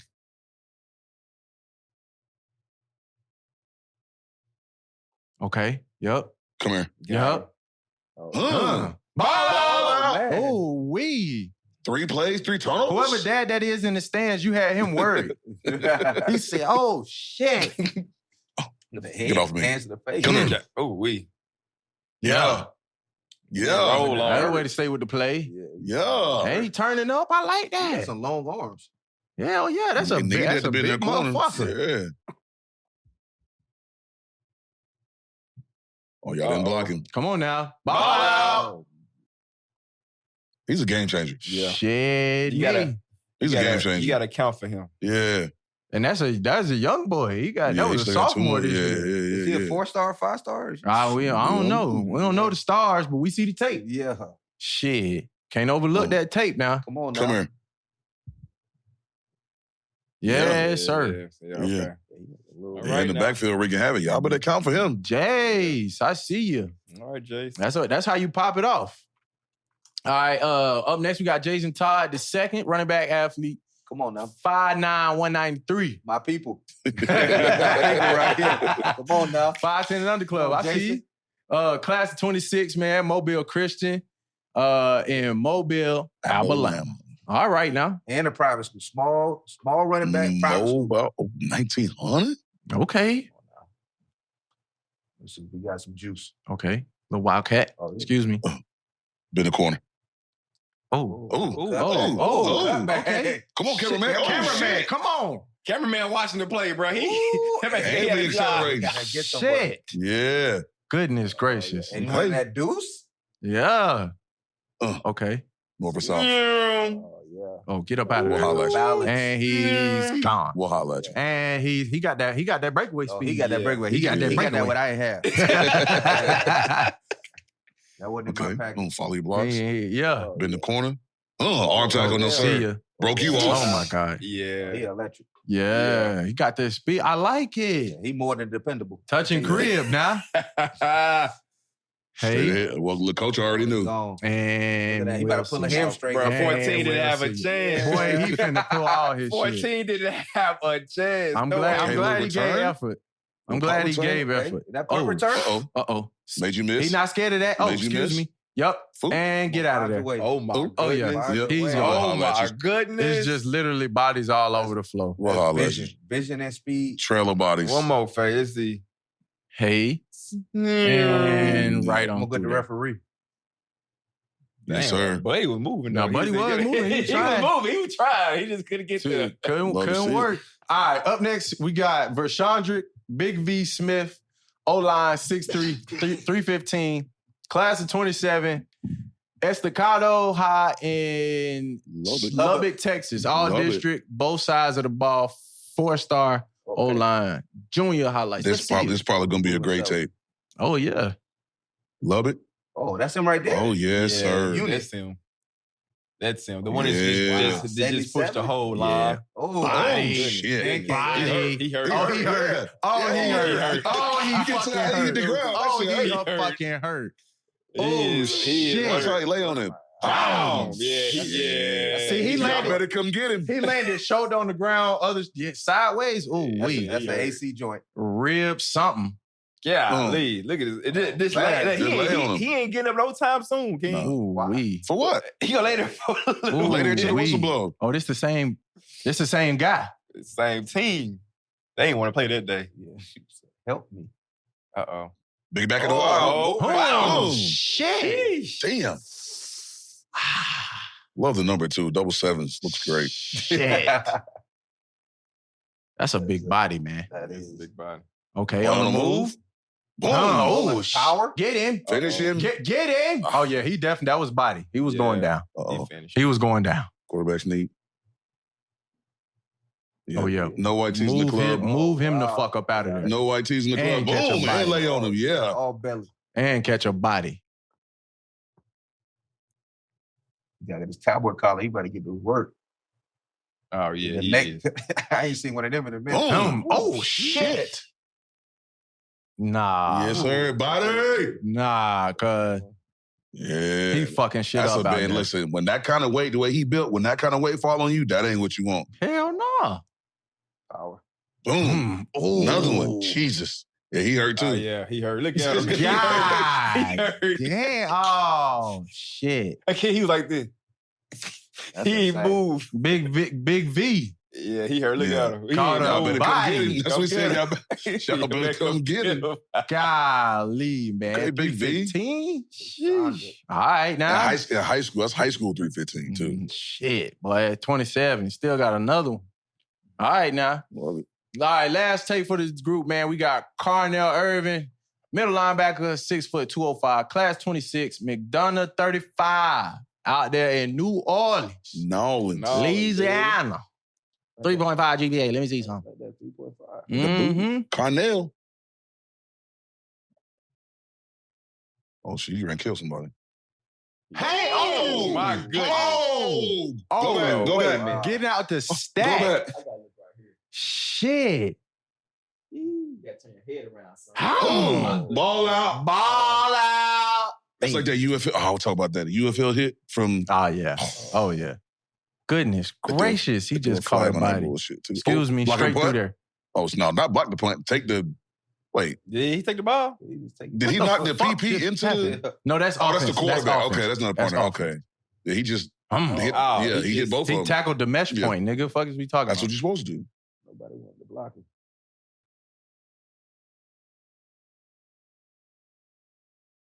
Yeah, we gotta get somebody to work on your tape. God, I couldn't see shit. I don't see what's going on. I ain't gonna say Okay. Okay, he got there. He catching a body right here. Yeah, Boom. he hurt too. Okay. Yeah, this tape a little. Man, God that man hold the camera like this.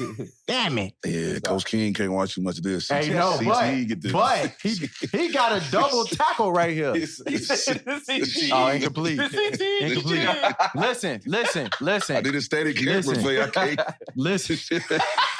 He getting motion sickness. This ain't good. Hey. Ain't good for my cataracts. I'll say this. My boy is making some great plays and he's getting it out the mud. Yeah. He got the Because the tape, The because of the cameraman, it might be shaky as hell. But still making plays. He's making plays. he found his way on this damn contest. He did. Okay. He I coached tell- him. And I seen him out there. He was catching 2-for-1s now. And listen, we can't blame him for the camera work. No. He on the field doing what he got to do. Whoever doing need a tripod, bro. I can tell you, he got one of these, you know, one of them junk. And at the same, but Oh, he got even a camcorder. But even still, I can't fault them for that because listen, if my team ain't got the film, then shit, mom, somebody got to be up there. no Hey, film experience. I bet if we turn the volume on, there's somebody cheering. Saying, Ooh, yeah, while they cheering. Hey, come on now. He cheered their baby on while they Hell playing. no, I mean, look, we saw some great plays. It's a little hard to make out some of the plays, but still great tape. Yeah, good Still great tape. And we appreciate the coachableness. Absolutely. Tapping in the right way, man. It goes a long way over here at Raw Room Academy. All right. So All right, man. Let's get to picking. Let's get to these who we gonna pick with. I got mine already. I think mine was solid. I would start us off this way. What you got? Jason Todd the second. Yeah. That man right there. For the underrepresented in the height category. Come on now. 5'9", 193 pounds, with some getaway speed. With some getaway speed. That's what I mean. Arrel. I'm partial. No, go ahead. Take your pick. So pick who you. I'm going Jay Todd. You going Jay Todd? Okay. Jay Todd. We got electric. We got two for Todd. King, who you got? Y'all know what I mean? Normally, any kind of big back doing work like that. I mean, he was going to work. Yeah. I ain't mad at it. But I don't know, bro. Jace, I feel like he wreaks havoc. Yeah. Like he's a game changer. Yeah. Like he's like you gotta account for him. Yeah. And again, he's only a sophomore. He gonna end up being more than 210. Yeah, facts. Like you said, he's 6'2". Look like his wingspan 7 feet. Facts. I'm sorry, Big V, but I'm going with Mr. Coleman, man. Ooh. And side note, Lugoff, you guys might be too young. Lugoff, okay. You might be too young for that. That's home of Blind Fury. If you remember 106 in Park. Yeah, the rapper. Fury. Yeah. Lugoff, South Wow. Carolina. I didn't know he was from Lugoff. That's where he was from. Okay. Yeah. Blind Fury in the fucking building. Quit Freestyle playing. Friday. 106 in Park. I remember him. I remember him on this shit. They too young. No, I remember cuz. Don't do that. Way after the 1900s. Oh, my God. Who you got, JC? Look, man, I'm a little impartial to the defense this time. My boy Jace was really going crazy. All right. I got to go with Jace. And y'all know what that means. Fade, get your ass to vote. Man, this was tough, okay? Man, like you guys said, Jace Coleman was wrecking everything for the offenses. But to me, I got to go with Jason Todd II because he threw a special teams touchdown in there. Ooh, and, he did. He did. The versatility, we really value that. Absolutely. When it comes down to you got to find some separation here, and that's what did it for me. Okay, here we go. Okay. Man, shout out to you. Shout out to Mr. Todd. Jason Todd II, our winner for this week, man. A bunch of great tapes, a lot of great ball out there. We even got people trying to put on, man, for stuff that we don't have. Air School ain't got all the resources. Thanks. Somebody was in the stands doing their damn best. Yep. All right, shout out to you, okay? And shout out to our winner, man. Shout out to all our coachable kids. We appreciate y'all making this segment great, man. One of our favorite times of the show, man. Get to watch a little more ball, show some love to these kids out here chasing their dreams, man. Hell yeah. Can we talk about that UFL hit, that quarterback from, you know what I'm talking about? The defenders against the Kings. When the quarterback went up and out, they retrade, and the defense end came a long way. Yeah. And he didn't look both ways before he crossed the street. Got his shit. They end up calling a penalty, but in real football, it would have counted. Let's take a look. Pull it up. Watch this shit. Blow it up for her. You got to look both ways before you cross the street. Hell yeah. Wow. That's ball out. Ball out, clean hit, turnover to the defense. The man put his hands on his He said, you gotta look both ways. You gotta look both ways before you cross the street. He was considering reason right there. What's the call? Hey, he's out of the pocket. They called it an illegal helmet to helmet. No, I watched the slow-mo. Right. And the camera, the commentator said the same thing too. As a quarterback, once you leave the pocket, you no longer get that protection. Yep. This is a great play. This is a great defensive play. He by the numbers. And he hit the shoulders too. I ain't seen He hit him in the shoulder. That's Can what they we call go back to any time that you put your hands on your hips? That means you reconsidering some things. You thinking like, man, should I really? He did it fast. He was like, geez, should I really be out here? Like, I could be in an office somewhere. Fuck, man. and like he just stared at the piles. He was like, woo. This probably ain't for me. Like kids, grown men, anybody, look both ways before you cross the street, all right? Yeah, at least. Shit ain't me. That man went to the sideline and had to take a seat. Got fucking cooked, man. Love it. Well, hell yeah. Look, Football. man, y'all, we at the back of this thing. Faye, we know you got some stuff over there. Sweet King, y'all got anything else? I'm good, man. Let's leave it to the Man, show. I got a gift. We got a gift for let's see it. We got a gift? Yeah. Where the gift at? Hold on, it's over there on the. I'll get it. Go ahead. And Where is that? It's on a chair over there. Oh, yeah, up under the head. Yeah, up under the head. T over there. Yeah. Bring. Yeah. Yeah. Can you bring that? Yeah, Can you bring that over here? Bring that over here. Bring it over here. You know what I'm saying? Hell yeah. Merch still available. And we discounted a lot of the stuff. We trying to move some inventory, but for our guests, though, I see you got on a hoodie right now. Oh, yeah, hoodie man. guy. So, you I have know, a hoodie everywhere. A hoodie everywhere. Well, this is yours right here. Man, I I appreciate know you're going to be rocking it. Okay, in Texas. In Texas. Hoodie in Yes, sir. Texas in the summer is nuts. crazy. Oh, yeah, But definitely. do your thing, my boy. I'm a roommate now, right? No, you're a roomie now. You're a roomie now, for sure. Real roomies. Hey, man, y'all tap in. go ahead, get this merch gone. Yeah, man. All right, so we Get can it gone. We can reload, get y'all some new merch. Get man. it gone. Summertime, got teased. Yeah, we appreciate y'all tapping in, man. Another great episode. We gonna keep them rolling. We told you we got a whole lot of heat coming this.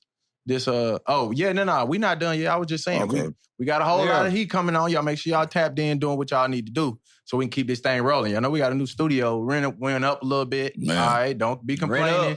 Inflation is real. Get right. Everybody's affected. All right, Faye, what you got? Go ahead, Faye. Come on now. Let's get this. All right. Well, Justin, you mentioned that you're a roomie, but not quite yet.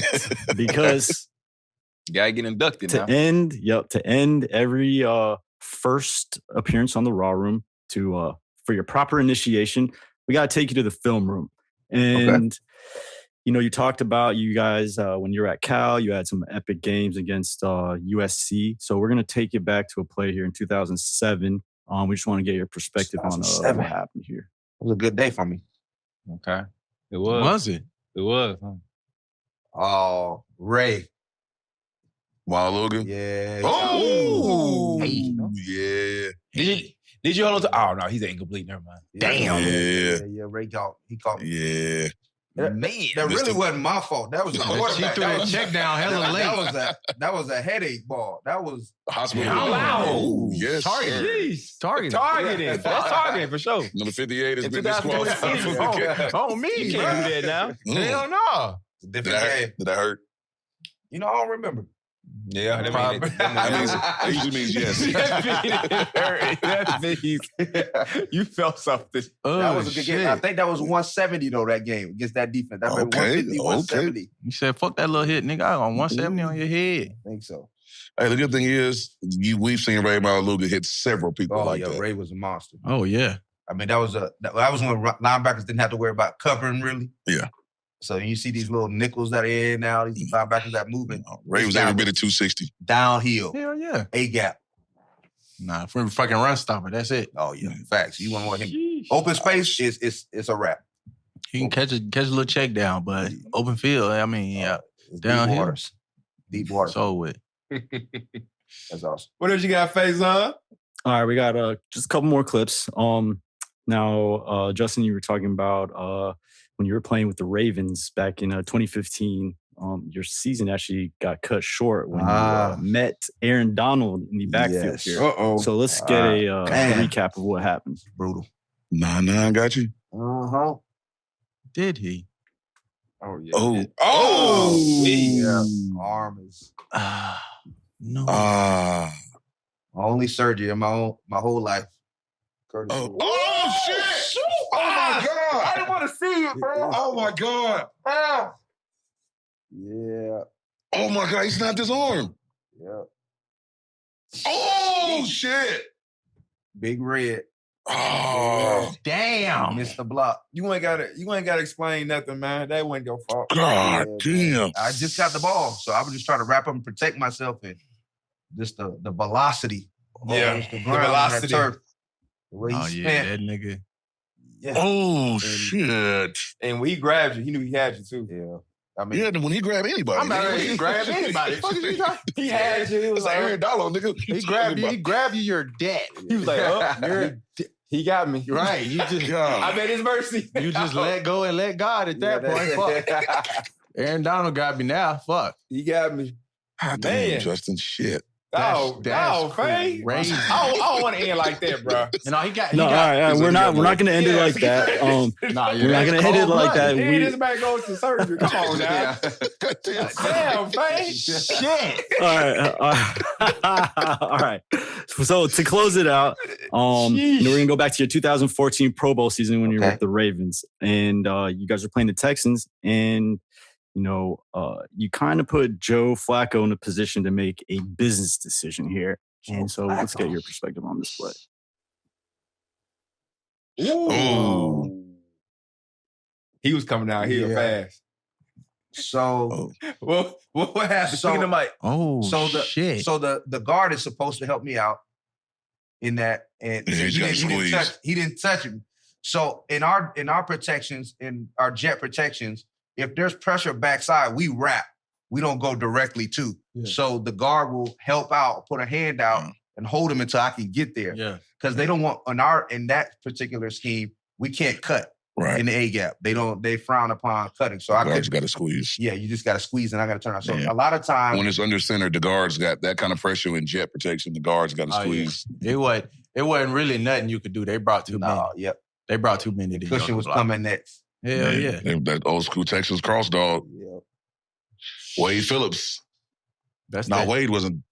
Wade was in Denver. Yeah, he was. Wade was in Denver. That's that. Exactly. That's that shit that motherfuckers be doing on Madden. They get that motherfucker and walk them up in the A gap, and then you can't get them blocked. Yeah. The computer don't know how to decipher. Okay, shit. In real life, sometimes that's a bad feeling too. Though running up and then running by, all you can do is turn back and just watch him get fucked up or watch not. Out, Joe. Doug Joe is crazy. Doug Joe. Damn. Shit. Yeah, that was. I mean, he timed that perfect. Oh yeah. So we can't do nothing. So when with that scheme, because they knew that I rapped a lot, what they would do is teams started to get a little more crafty. They would rap like on Pittsburgh. They would rap Cam Hayward into the A gap backside and let the linebacker take the B gap and put me on Cam Hayward on the backside. Away from the slide. And make it difficult on me to hold up. Now, I would usually cut somebody that big. But you can still cut when you first got to the league, right? Yeah, you could. In some schemes, like when I was in Seattle, you could cut in the A gap. They didn't worry about it. The quarterback just knew that there might be somebody at his feet. Right. But then some people are really cautious about the quarterback and his legs. So Kubiak was one of those guys because he was a quarterback. Yeah, sounds about right. Yeah. Man. Okay. All right, well, that's all you got, Faye? Yeah, we had to end it, when somebody else got a big, was on the wrong end of a big hit. Yeah. All right. Snap his arm. Yeah. Trying to take my boy out. Surgery. All right, y'all have a nice day. The only surgery. Surgery of my life. That's crazy. We're going to end like this. Yeah. Hell yeah, man. We appreciate you pulling up, Justin. Thank you, Justin. For real, appreciate you tapping in, real roomy, man. Roomies, y'all know what time it is. Y'all gonna show some love. Tap in with Justin. Yeah. Tap in with his entrepreneurial endeavors. Hustle clean, baby. Hustle clean, man. No shower pills. Come on now. Quit playing with him, boy. I thought he would take these. U.S.H.E.R. He thought he was Ursha Raymond, boy. He was Ursha. Thought he was Ursha Raymond. Now it makes sense. The dark skin, come on now. He thought he was the dark skin Ursha, boy. Look at him. Using your bag. See your pictures. Right. 7 o'clock. Stop. Yeah. Hey, this how you end. You doing your big one right now. Yeah. You in your bag right now. He said he was smooth back then, had a little motion. Killer. Quit playing. But yeah, y'all make sure y'all tap in with the roomies. Hustle clean. Y'all don't be out there stinking and swamp ass and all that. Go ahead. Get you some of them body wipes. Tap in with the healthness and recovery products they got, man. Show some love. Yeah, man. Take care of yourself. And roomies, y'all take care, man. We got some more heat coming for y'all on down the road. Man, I'll make sure y'all tap in next week. And tell their ass the episode dropped on Wednesday. Don't be asking me on Friday when the new episode dropped. It just you missed the drop. Just missed the drop. All right? Pay attention. Shit. All right, man. Look, we appreciate y'all tapping in, baby. Another great episode. We'll catch y'all next time, baby. Easy.